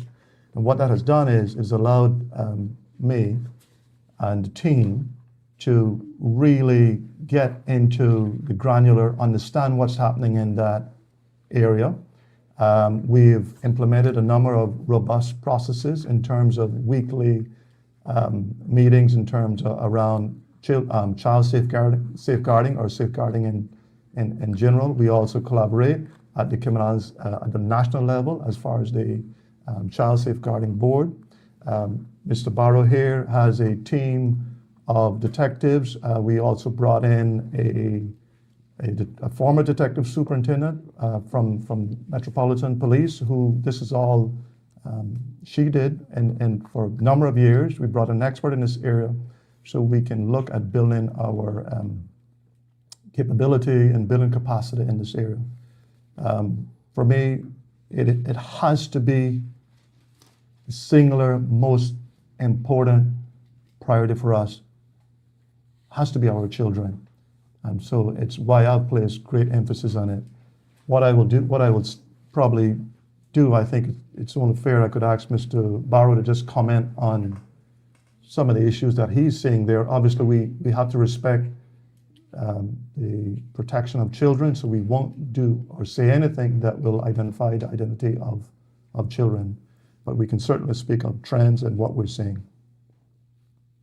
So you would have picked up there's been an increase compared to last year. The difficulty we have in that area is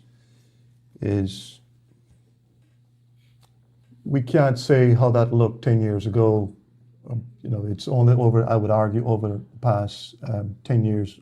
Prior to that, it's difficult to look at. Certainly over the last 10 years, we have looked at. Certainly because of differences in statistics collecting. Yeah. Richard, I don't know if you want to comment on it. Yes, thanks, and good morning.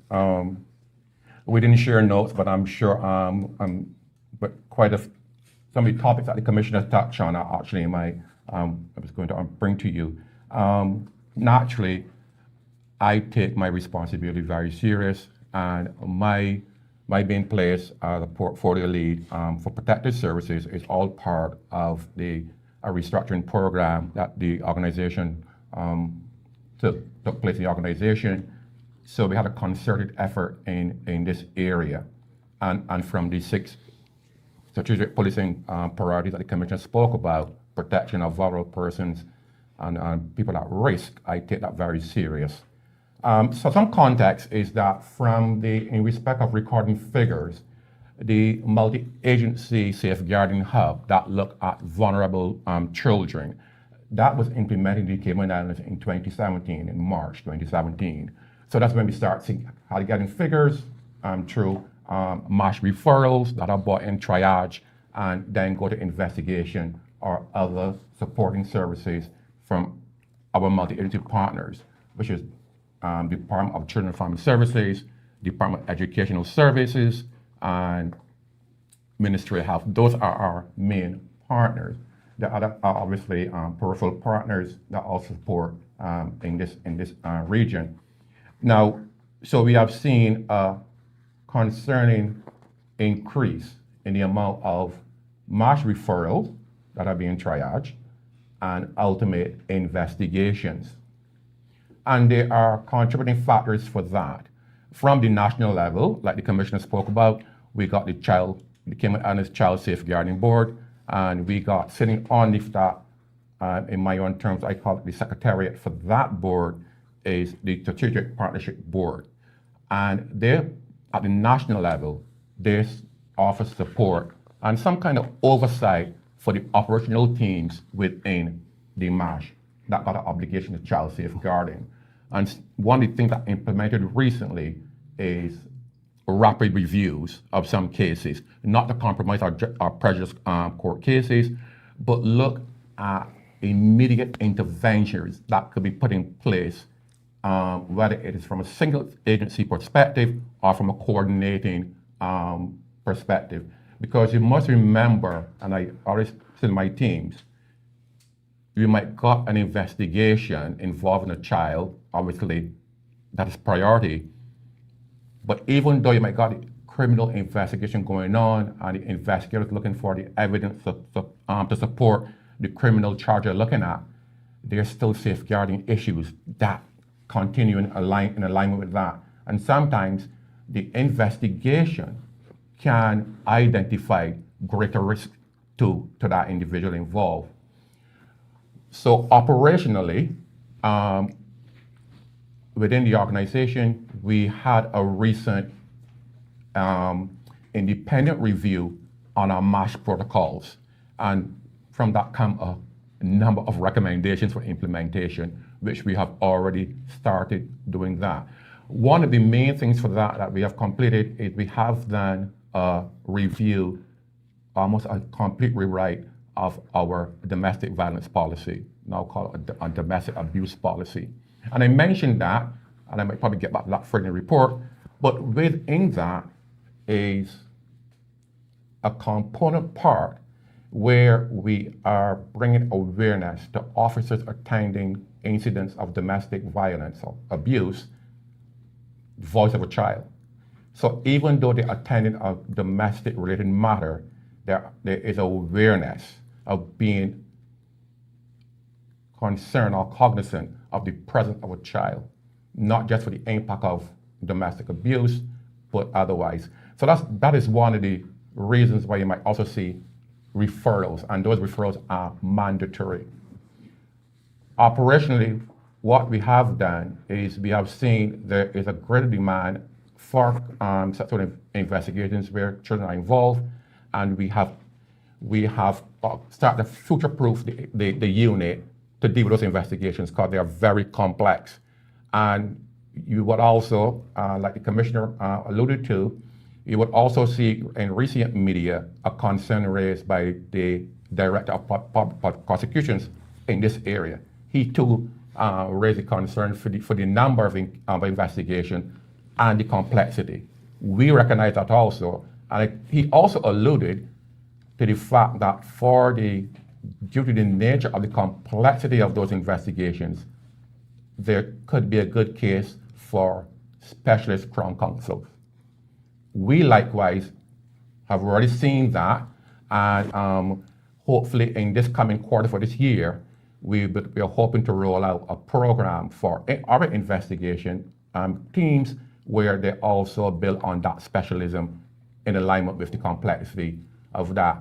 Now, what are the drivers to the increase in these offenses? From where I sit, it seems to be enhanced public trust and confidence and awareness. I think youth media play a real significant part in that. Obviously, with the parameters that the commissioner alluded to around respecting the identity of the child. And that could also be through the offender, because sometimes information on the offender can identify a child. But I think when the members of the public is aware of convictions, I think that also builds the trust in the system, and they see that there could be a positive outcome. And speaking of convictions, so even though we are seeing an increase in investigations, one of the highlights or one of the positive outcomes is that for last year alone, we had 11 persons convicted in this area. Yeah, and when I look at the conviction, when I look at the sentencing, accumulatively of the 11, we have 10 of them sentenced so far, and though the sentences, and I know some might say it should be more, but when you look at the sentences accumulatively for those 10, is just about 90 years accumulatively. There's one more person awaiting sentencing, and I know I was joking with the commissioner that we should have probably do this press conference after Friday, because he's due to be sentenced Friday, so I'm going to put that to the numbers also. So they still want to be sentenced on 24th on Friday. So I think that's one of the contributing factors. We are also doing a lot of outreach, and one of the things we are doing now in the unit in collaboration with our partners from social services is that there are some vulnerable young people that come to the attention of the MASH. When I say the MASH, I'm speaking of the collective multi-agency unit with the agencies that come to our attention that services are provided to them via multi-agency or a single agency approach. And what we have recognized is that sometimes during summer breaks, some of those services that are afforded during school may not be as robust or a bit limited. So we have paired up our officers with the social services partners that we can still offer those support services throughout the summer or any school holiday breaks. We have programs with partners such as Red Cross, we would do Darkness to Light, and that also looks at guardians, stewards of children, so that they can see they can know the indicators of children being at risk. We train our frontline officers. We just recently also trained our community officers and their safety officers, and they too visiting homes. They also being aware of children and having an awareness. And they're all mandatory reporters. We go into the schools, and the mandatory reporters we revamp, refresh their approach. So all in all, what we are doing is just enhancing our model of operation in this area of the business. Of course, this is an area of real concern for me, and I'm glad to hear that there's some ongoing development around the training of even the suggestion to have specialized prosecutors deal with this. I think all of the agencies should have people specialized in this. I know this isn't something specific to the police, but even the judges, sometimes I see them saying things in their reports, like the sexual harm prevention orders, only for 4 or 5 years. I mean, do they think that somehow someone who has a propensity to molest a child is going to fix themselves in 4 or 5 years? I'm not really sure. But I wonder, because you guys are an integral part of the MASH unit, if you could somehow encourage DCFS, for example, that, I know that they're overworked and overwhelmed with writing reports and so on, but I'm also concerned when I see in their reports, as we did with a case last week that we were discussing, they said something like, oh, this person's chances of reoffending is very, very low. I don't know how they come to those types of conclusions, but I think a lot of it comes down to lack of understanding of these particular types of offenses and the rate of recidivism for offenders. Because this is the one offense of all the offenses that exist that this person, normally by the time that they've gotten caught, they've done it at least 20 times on average, right? The statistics speak for themselves. Even if we adjust it for our situation here in Cayman, it would still be alarming. So I think there needs to be training across the board. So I don't know if you can take that back to MASH and encourage their courses. I know out of Canada, because I've done a course, the courses in the US, that really educate the court administrators, giving children, for example, a dedicated ad litem representative once they are identified, as a victim of this particular type of offense. It then is sort of elevated to a different level so that they have a court representative that is specific and has knowledge of this type of offense and can kind of, hold their hand throughout the entire process. There's just so much more that needs to be done. And a lot of it comes down to education. Our judges need to be educated, police need to be educated more. Obviously, the DPP's office needs to have specialized prosecutors who understand the offense. So, I'm just asking for you to please take the message back to MASH. If you can pass it on to the judiciary somehow as well, that, there are decisions that are, yes, we're getting prosecutions, and that's good. There's a lot that has to happen in the front of this in terms of prevention. That's, I understand, a whole other situation. But, we still have schools that, because of their Christian belief system, are refusing to educate children around, just safe practices, how to identify behavior, grooming tactics, and all this sort of thing, so that they can immediately tell an adult if they're feeling uncomfortable, if something is kind of, offsetting to them. And so it's alarming that it continues to be such an area of concern, but I feel like we still have so much more to do. So. Yeah, we do appreciate that. And yes, there's a lot to be done. But just thanks for the feedback. But just to give you some comfort, the training that I'm speaking about, the specialism training, that is going to include our partners in DCFS. Yes. Okay. Yes, sir. In the report, it highlights that 58% of victims for all sexual offenses in 2025 were children at the time of the offense, with nearly all of them being females. What are the messages to parents, teachers, and caregivers? I think, like a colleague said, it is awareness. And I think that because even in schools now, and we do see this is another area where we get referrals. They're teaching things like brain awareness to kids about inappropriate touching, all those sort of things. And I think those are things that need to be drilled down in the homes also. And don't be afraid to seek the support that is needed, and watch for the signs. One of the, funny, I haven't mentioned it yet, but I bring to the table, one of the biggest challenges we have nowadays is technology. And we got devices that are babysitting kids. And that is of concern. We can't deny them technology. That's the world that they're in. But technology opens a lot of doors sometimes to bad information, and is the gateway for online predators, especially through gaming portals. Yeah. So parents got to be very, very, very robust in their scrutiny of those devices. Kids nowadays are so smart that they can even bypass parental controls. A colleague can tell them how to do that. So parents got to be very, very, very keen and aware. And when we are doing, because we do go out with our DCF partners, and we go to community centers, and we attend and listen, and we give flyers out. I know the media does quite a bit too on our behalf. So just out here and awareness. I had a follow-up question, which is, what challenges do you face with investigating these crimes?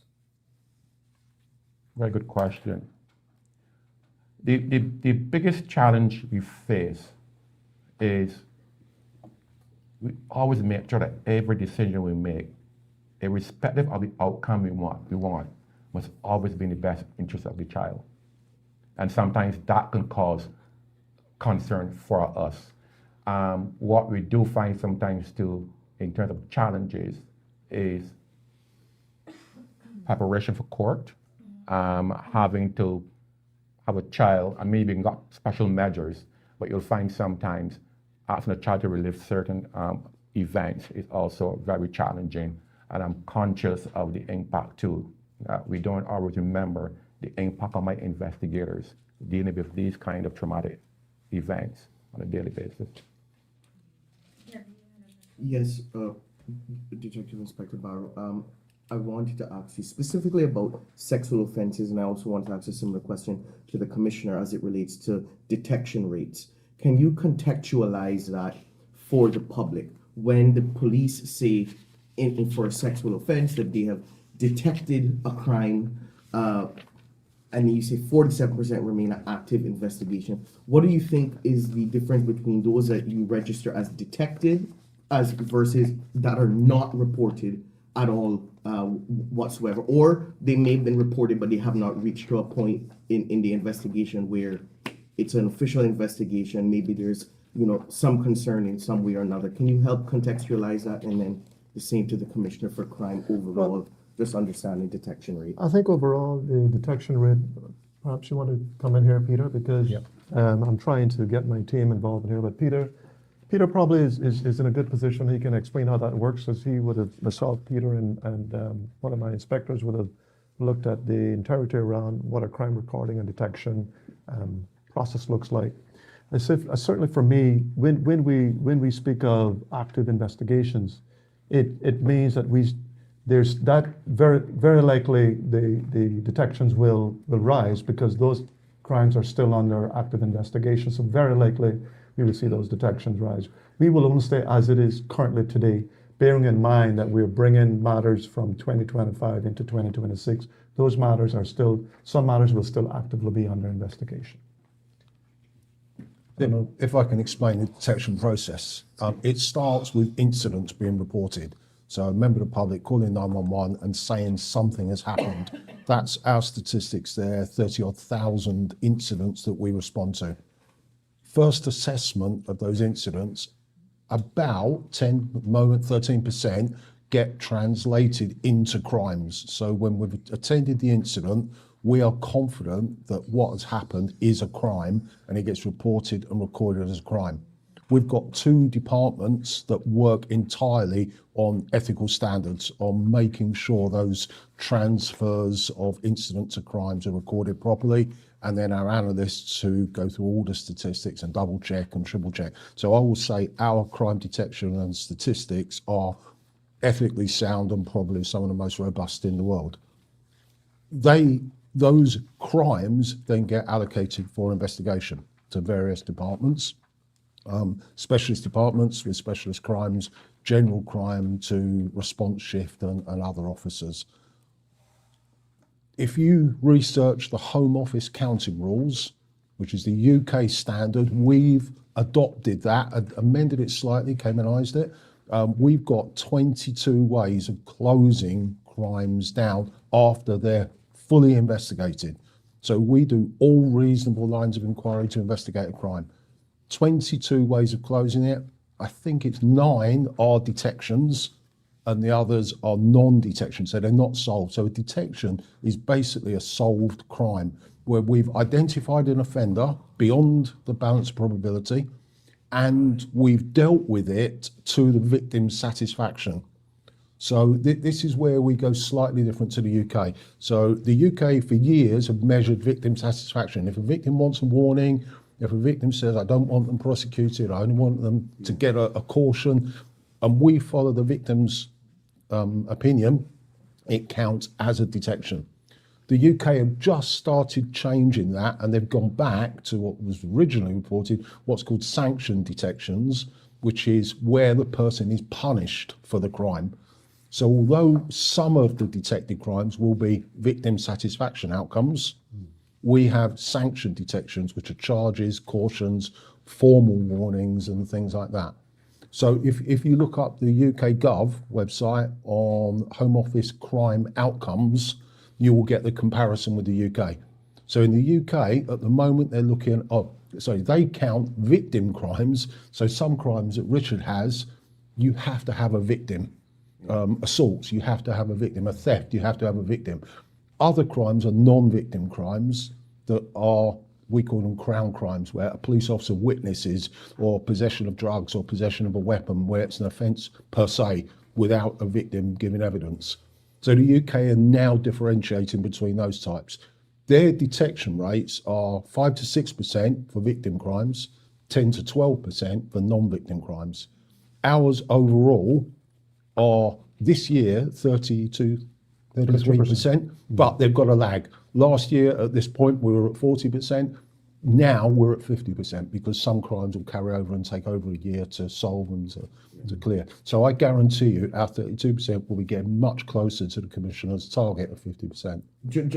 Just for clarity, so you're saying that when it says 26% of these crimes were detected, they were resolved in some way versus the suspect is identified and they're resolved, solved to the victim's satisfaction. I understand, because when I first heard detected, it sounded to me as a layman's ear that the police were saying, we now know of this crime, but you're saying that these are resolved. Resolved. And that's why we are world standard detections. Nowhere else in the world. So in the UK are between 5 and 12%.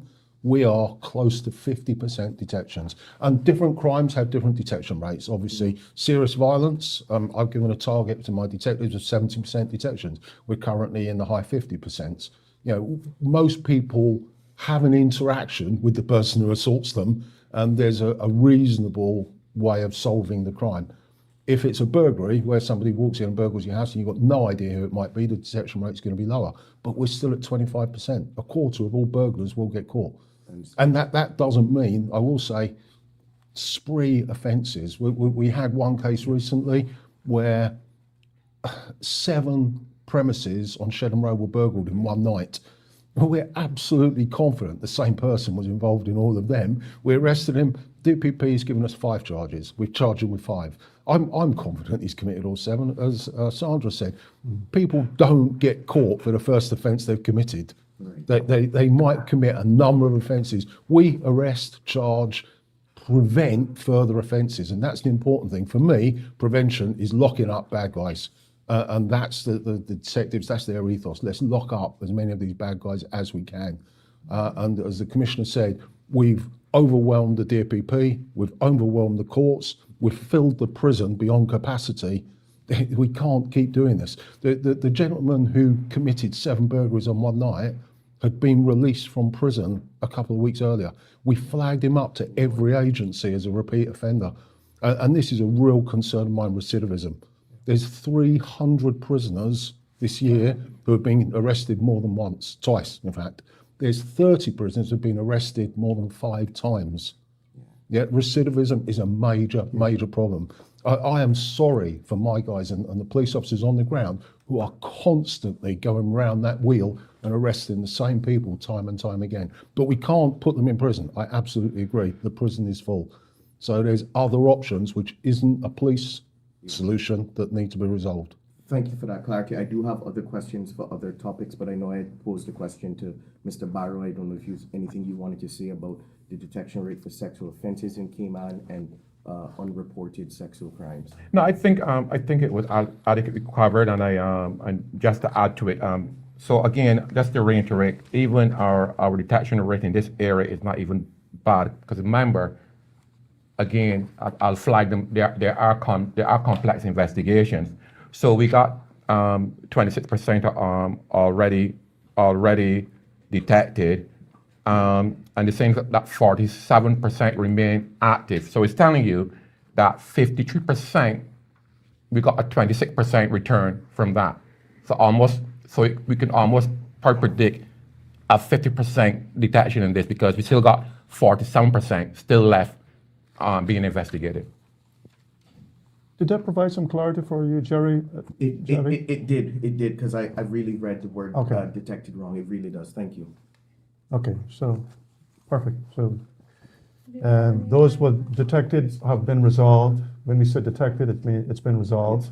And when we say still active, it means matters still under investigation, and with very likely the possibility of increasing that detection rate. Okay. Wendy, you've been unusually quiet. Very. No, I've got a detection question. I was just waiting. I thought it was coming down the line. But I was just saying I've got a detection question. So Sure. I was just wondering, because it's, obviously it's quite aggressive and there's probably a catalogue of reasons for it. Maybe our criminals are a bit more stupid. I don't know. But We're better police. Give us some We're better credit. police officers. Give us some credit, Wendy. So what I'm wondering is what people would like to know, and I think there's probably a little bit of both going on here. Is it technology, as in CCTV, or community intelligence that's improving, that's helping you? I'll be honest, it's almost certainly CCTV and a detective or an investigator's mindset. We don't give up on these crimes. That's why they last over a year. CCTV has improved our detection rate without a doubt, but with it has brought an immense resource intensive requirement. I've got officers spending 40, 50 hours a working week looking at CCTV on one crime. We've created a new CCTV unit. It's one person full-time, one person part-time in there, and they are just immense. Live time tracking. We had a robbery the other day, and the officer tracked the suspect's vehicle live time, allowed officers to get behind them, stop them, arrest them, backtracked, found where property had been disposed of. It's just an immense tool, but it's resource intensive. But on top of that, the officers then have to reassure witnesses, take statements, gather the evidence, put the files together, interview suspects, and we do that against the backdrop of severe challenges. The defence attorneys delaying us at every opportunity. We're constantly fighting the system, but achieving great outcomes whilst we're doing so. There's probably something to mention as well around our forensic capability when you think about collaboration with the Health Service Authority. Probably want to mention that as well. Yeah, and sorry on that. Certainly, scene to crime CSI officers, we've increased that number this year, but almost exclusively the arrests for burglary and a lot of the arrests for robbery, the murders rely on forensic evidence, and we've got some really, really good results from fingerprints and DNA. But a lot of that is the initial responses, the initial officers on the ground identifying opportunities, securing scenes properly, just dealing with crimes in a professional way. The laboratory, their lab is outstanding when it comes to DNA.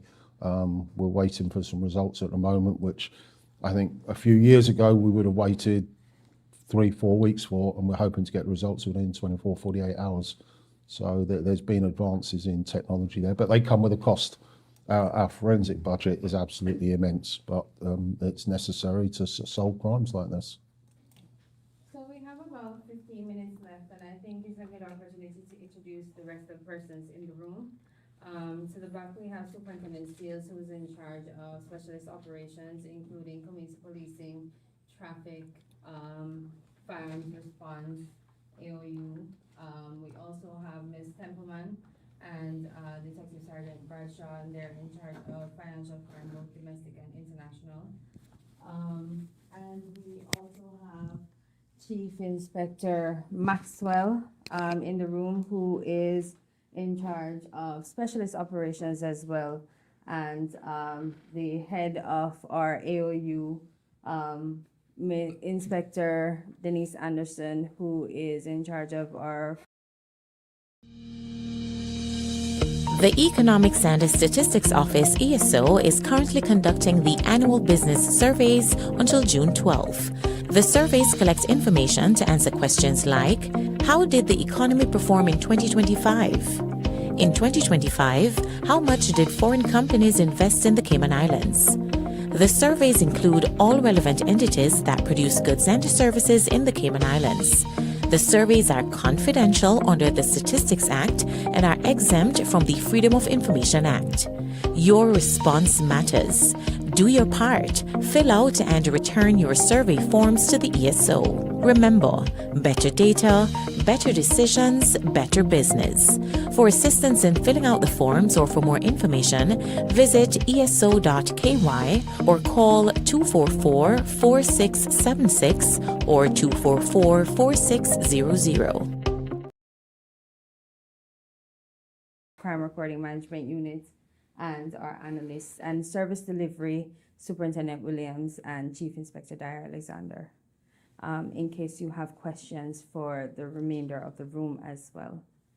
I have a few extra questions in general.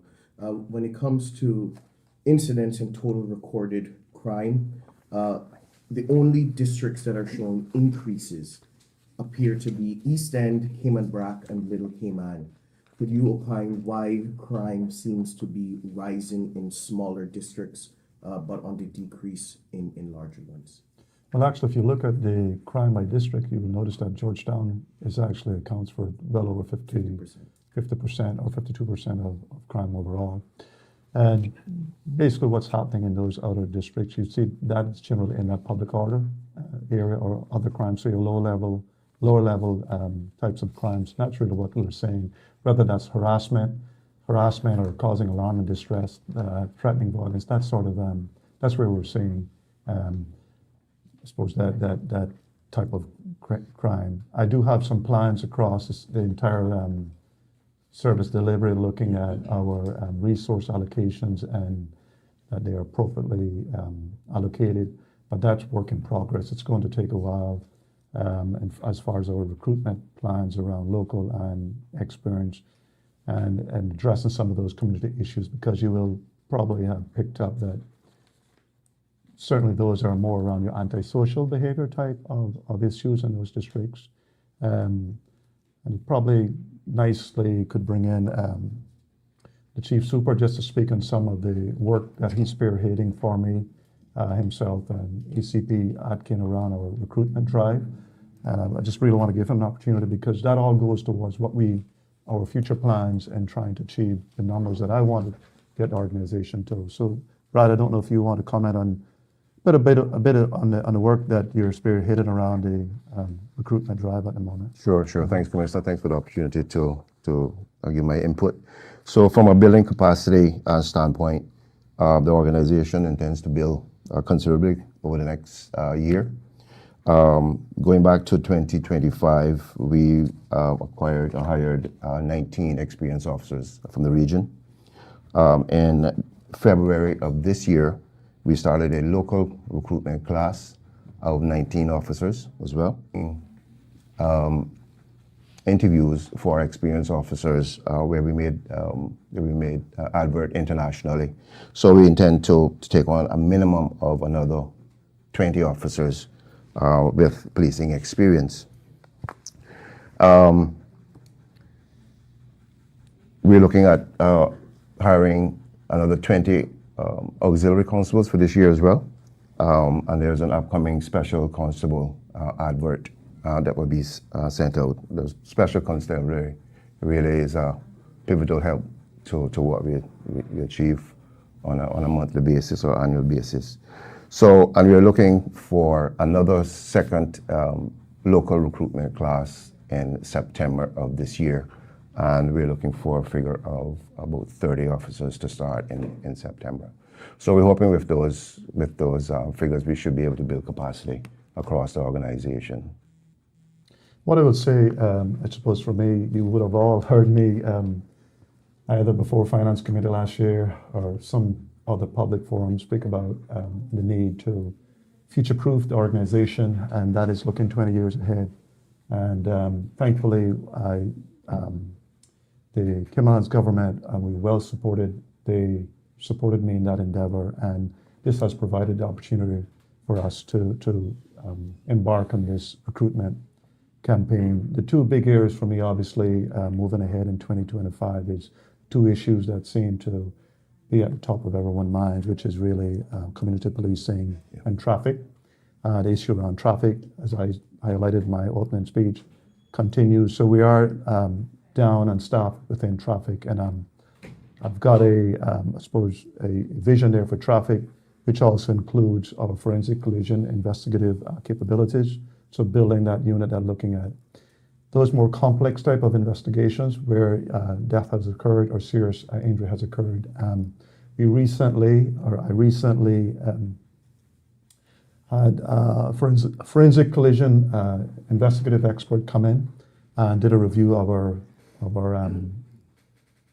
really of the work that we're doing at the moment and our capability and our capacity. And I'm expecting a report in due course, early course, as far as what that looks like. For me, that will be my blueprint, as I like to say, in terms of building for the future, in terms of training, equipment, staffing, that we need in that area, all down to building capability and capacity.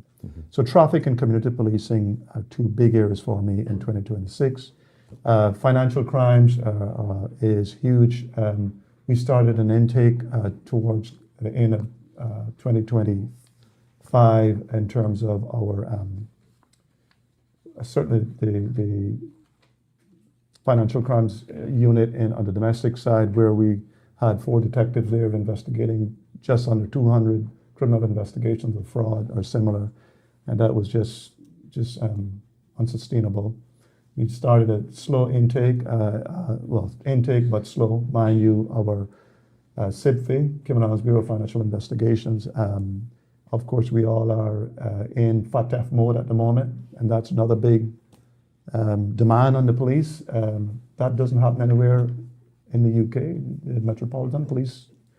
You have major units that addresses your major frauds, like the serious fraud office and the NCA, whereas my ACP here will tell you that working in the Met, it wasn't something that you focus on purely policing issues that really affect the public. So these are big topical issues that a small police service such as ours has to take on. So when I mention about future-proofing the organization, when I mention that we need this amount of levels of staff, this is where we need to be at, is because I'm trying to understand the threat, horizontal scanning, see what those threats look like, and build that we are prepared internally, I suppose, to take whatever those issues, those risks, threats, risk, harm issues, whatever those look like. One question, it's almost the elephant in the room, I feel like, but he's hiding in the corner. The motor scooters, e-bikes, where are we 51. with the enforcement? 51 persons have so far licensed and insured their e-scooters. Right. What about on the enforcement side? Because I see a lot of people still riding them illegally, and I don't see anybody getting pulled over. Not that I see everything, but I'm wondering what's enforcement doing? Do you want to answer that, Brad, or Mr. Seals? Maybe you can speak to Mr. Seals after. We can give you some figures on those. Yeah. Well, as we're running out of time, I believe Philip Raymond has a question, sir.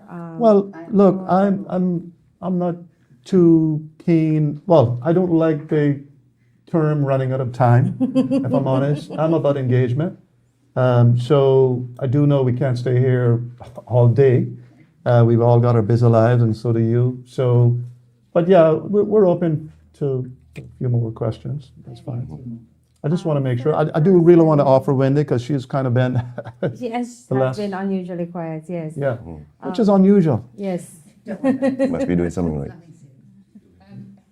Can I just on a follow-up, can you give us the latest, the head count as is at the minute? 405 police officers, 117 civilian support staff. 117. 405 police officers, that's from me down to auxiliary constables. Right. And 117 civilian support staff.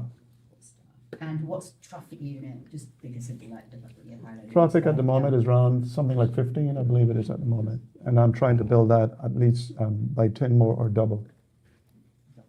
Okay, and what's your target overall officers, not so much support staff? My entire Target, yeah, for your entire. My entire target is 639. Wow. Not police officers. 639, I think, will future-proof the organization for the next 20 years and beyond.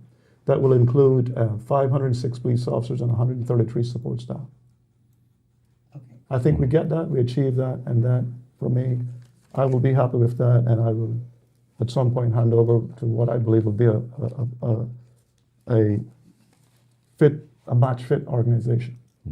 So can I just add on the capability side of things, just adding on to the Chief Super's bit, we've done an awful lot of work around building capability. So this year we've delivered an SIO course, Senior Investigators course.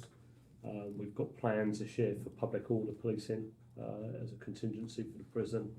And we've recently entered into a new programme with Portsmouth University in the UK to offer scholarships for young Caymanians finishing their A-levels.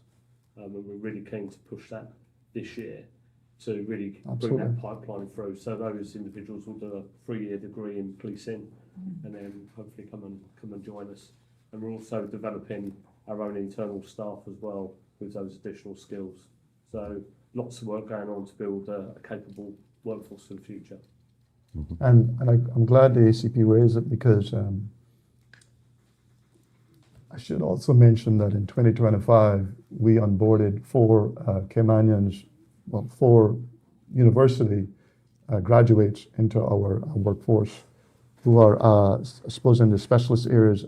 So 2 crime scene investigators, 1 in my digital forensic hub, and 1 in my crime and intelligence analyst section. So, and that's going to continue. We have a number of, or we're looking forward to a number of interns over the summer, and that's really where we identify individuals who are keen to be in the law enforcement profession. Some of them don't necessarily want to be in the uniform, but RCIPS comprised of about 48 different sections. It's a lot of working parts to keep this machinery going, if I could put it that way. And so some of those are those back office support functions that really is critical to the front line and operational policing. So in digital forensics, where we're looking at your digital forensics type of evidence that every prosecutor will want to see, the court want to see, our crime scene investigators, and I know Pete mentioned that earlier, as far as we've increased that area to ensure that we have the best opportunity at every single crime scene to recover evidence from it. So, and our crime analysts, that's one of those hidden gems for me. I suppose the best way to describe it is without a crime analyst or crime and intelligence analyst, it's like trying to operate blindfolded. That's how important they are to this organization. So those are some of the key areas that we've filled or we've looked to bring in young Caymanians coming back from university, and that will continue. Potentially, I have one who's interested into the ballistic hub or ballistic hub, and we'll see where that goes. So when that young lady returns for the summer, I know she has a keen interest in that area. But there's a lot of work to be had there. So those young people are in working, but there is a journey that they must take, which can take up to 5 years to be at that level, to call yourself a digital forensic investigator, to call yourself a crime analyst, to call yourself a crime scene investigator. It takes time. And that, for me, is a message sometimes with policing that we can't, okay, so, yes, I have been afforded the funding to hire, but there is a process involved into trying to, I suppose, turn out the suitable persons. You can't just bring them and put them on the street. I have to train persons. That can take a while. So for instance, our local recruits who are in training at the moment, that's a 22-week program, and still there's a 2-year probationary program. So arguably, you probably don't truly get the benefit of a a young local recruit or a local recruit officer till about 3 years 3 years thereabout. into the service, yeah. That's generally speaking. So it is a long, slow, methodical, but deliberate journey. Philip? Yes, I have a question for Chief Superintendent Vybz. Mm-hmm. When you speak about recruiting officers, you mention experienced officers and you're looking to get about 30 of them. If you could explain what experience you're looking for. Okay, so we're looking for officers in frontline policing, dealing with day-to-day calls for service. That may include officers of specialist experience as well, because we're short across the whole entire organization. But mainly for frontline policing, because we're short on the front line. And as our population grows, we're up now around 88,000 persons, permanent residents, and that does not include visitors on a daily basis. So we have to build those numbers across the organization, but mainly on the front line when it comes to experienced officers. So, Philip, what I will say is, Chief Soup is spearheading that for me, but certainly from the organizational picture. The big picture is we've identified through a gap analysis 17 different areas, various sections across the entire organization. Frontline is a big part of that. Frontline could be your uniform frontline, as well as your other auxiliary constables, for instance, huge for us. That's a function that is rarely ever spoken of, but we need people to we need to resource our custody detention center. We need to resource the court. We need to resource the governor's house. And we have a criminal justice process we need to resource. So that's a huge bit of work for us. We just spoke of criminal justice there and the volume of work in that area that has been seen in terms of the 2,600 charges put before the court last year. Big. And that's, I suppose, those hidden demands we don't often talk about, because generally speaking, you see the police cars, I suppose, on the front line, the uniform, but there are a lot of hidden demands in terms of all the working parts within the organization. So it's spread across about 17, of which the front line is by far the biggest, but there's also some specialisms. So mentioned earlier in terms of financial crimes and the like, some other specialisms in the traffic in terms of that forensic collision. So, but the bulk of those really are looking at front line. But importantly for me is looking at bringing in individuals who are experienced tutors as well, because what we want to do is build a tutor program. So our young officers coming out of the recruit training will have sign a tutor that can help them develop over the next 2 years. So there's a lot of work going on in that space. It just cannot happen overnight. And I said in Finance Committee last year, that it could take us towards the end of this year to get, I suppose, any traction on where we want to go. So it's work that's building. It's building from we've got the foundation, but we're building up and to future-proof the organization. Okay. So there's two questions really, but linked. You talked a lot about trust and confidence in the service, and you have satisfaction rates. I know a lot of forces would be very envious of, but I've just this week I've spoken to shopkeepers, storekeepers in Georgetown, and whilst actual crime statistics sometimes don't match up with the fear of crime, robberies have gone up 55%, and a lot of shopkeepers in the centre of Georgetown say, "Oh, we're scared. We don't see the police. We'd like a police post actually in sort of the top of Fort Street, sort of like a little blue box like they used to have in Britain years ago." I mean, what could you do? Got an answer for you. So, in the short term, I've got a meeting this afternoon with that shopkeeper with the recent robbery. I think that's probably where you're at, just to discuss his concern. So we'll be meeting there. In the short term, I've asked for my team to have a look at the foot patrol plan in Georgetown. So that's ongoing at the moment. In fact, when I was walking in, I know officers were in Georgetown on foot patrol.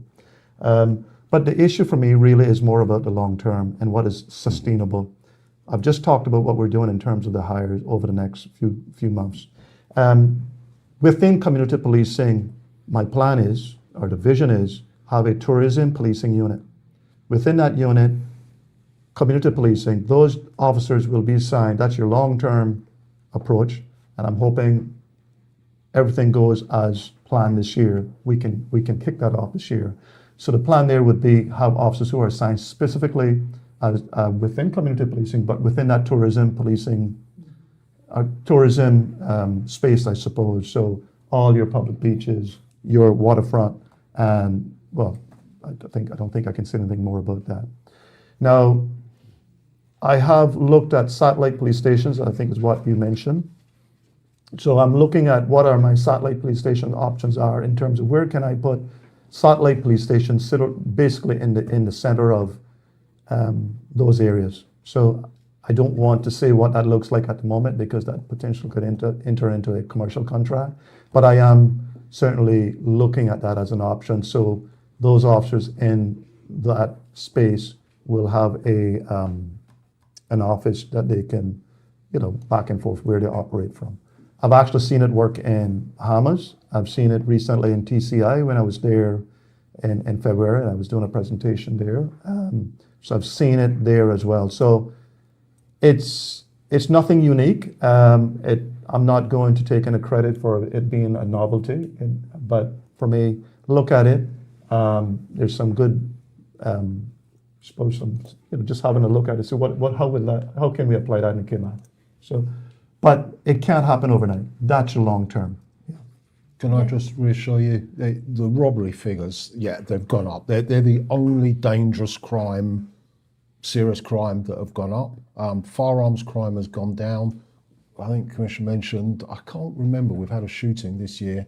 We only had 3, I think, last year. Firearms being discharged has dramatically dropped, and we've locked up some really serious bad guys. I think there's only been 3 robberies of jewellery shops last year.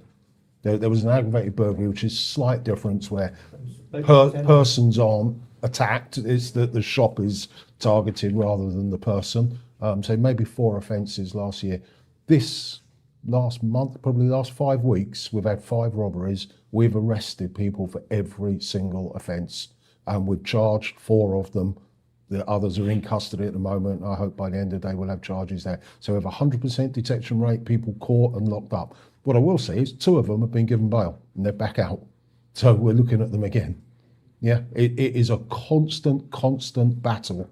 I shouldn't use the word war on crime. It uses a Trumpism, it's an excursion into the field of crime. But we are constantly fighting that battle, and we won't give up. We'll keep doing it.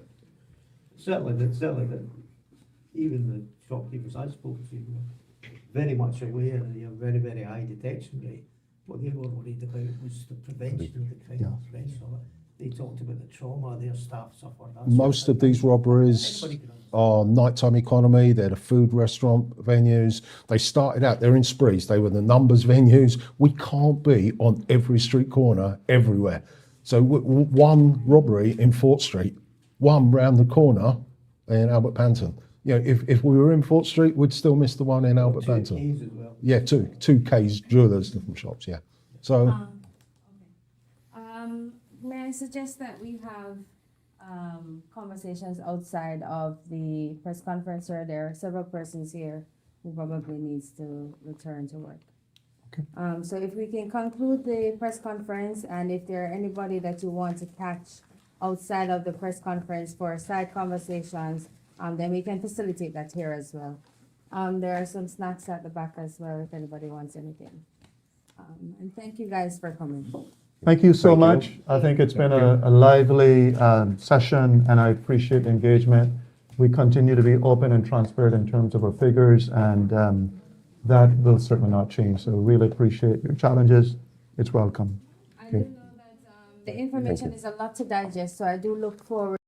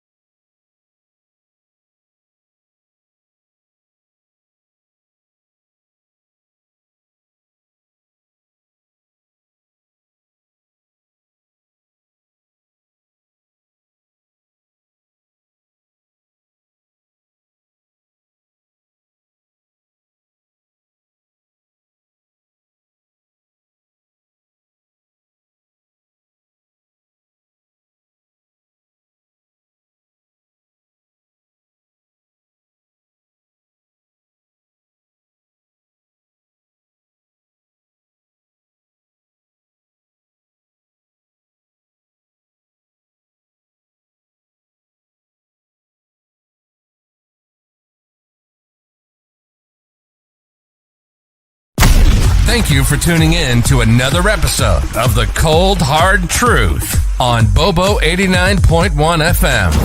Cayman's #1 talk show is live weekdays from 7:30 a.m. Never miss an episode again. Watch anytime on CMR's Facebook and YouTube channels for the latest show episodes. Don't forget to follow us online on our social media channels and visit CaymanMarlRoad.com for all the latest news and community happenings.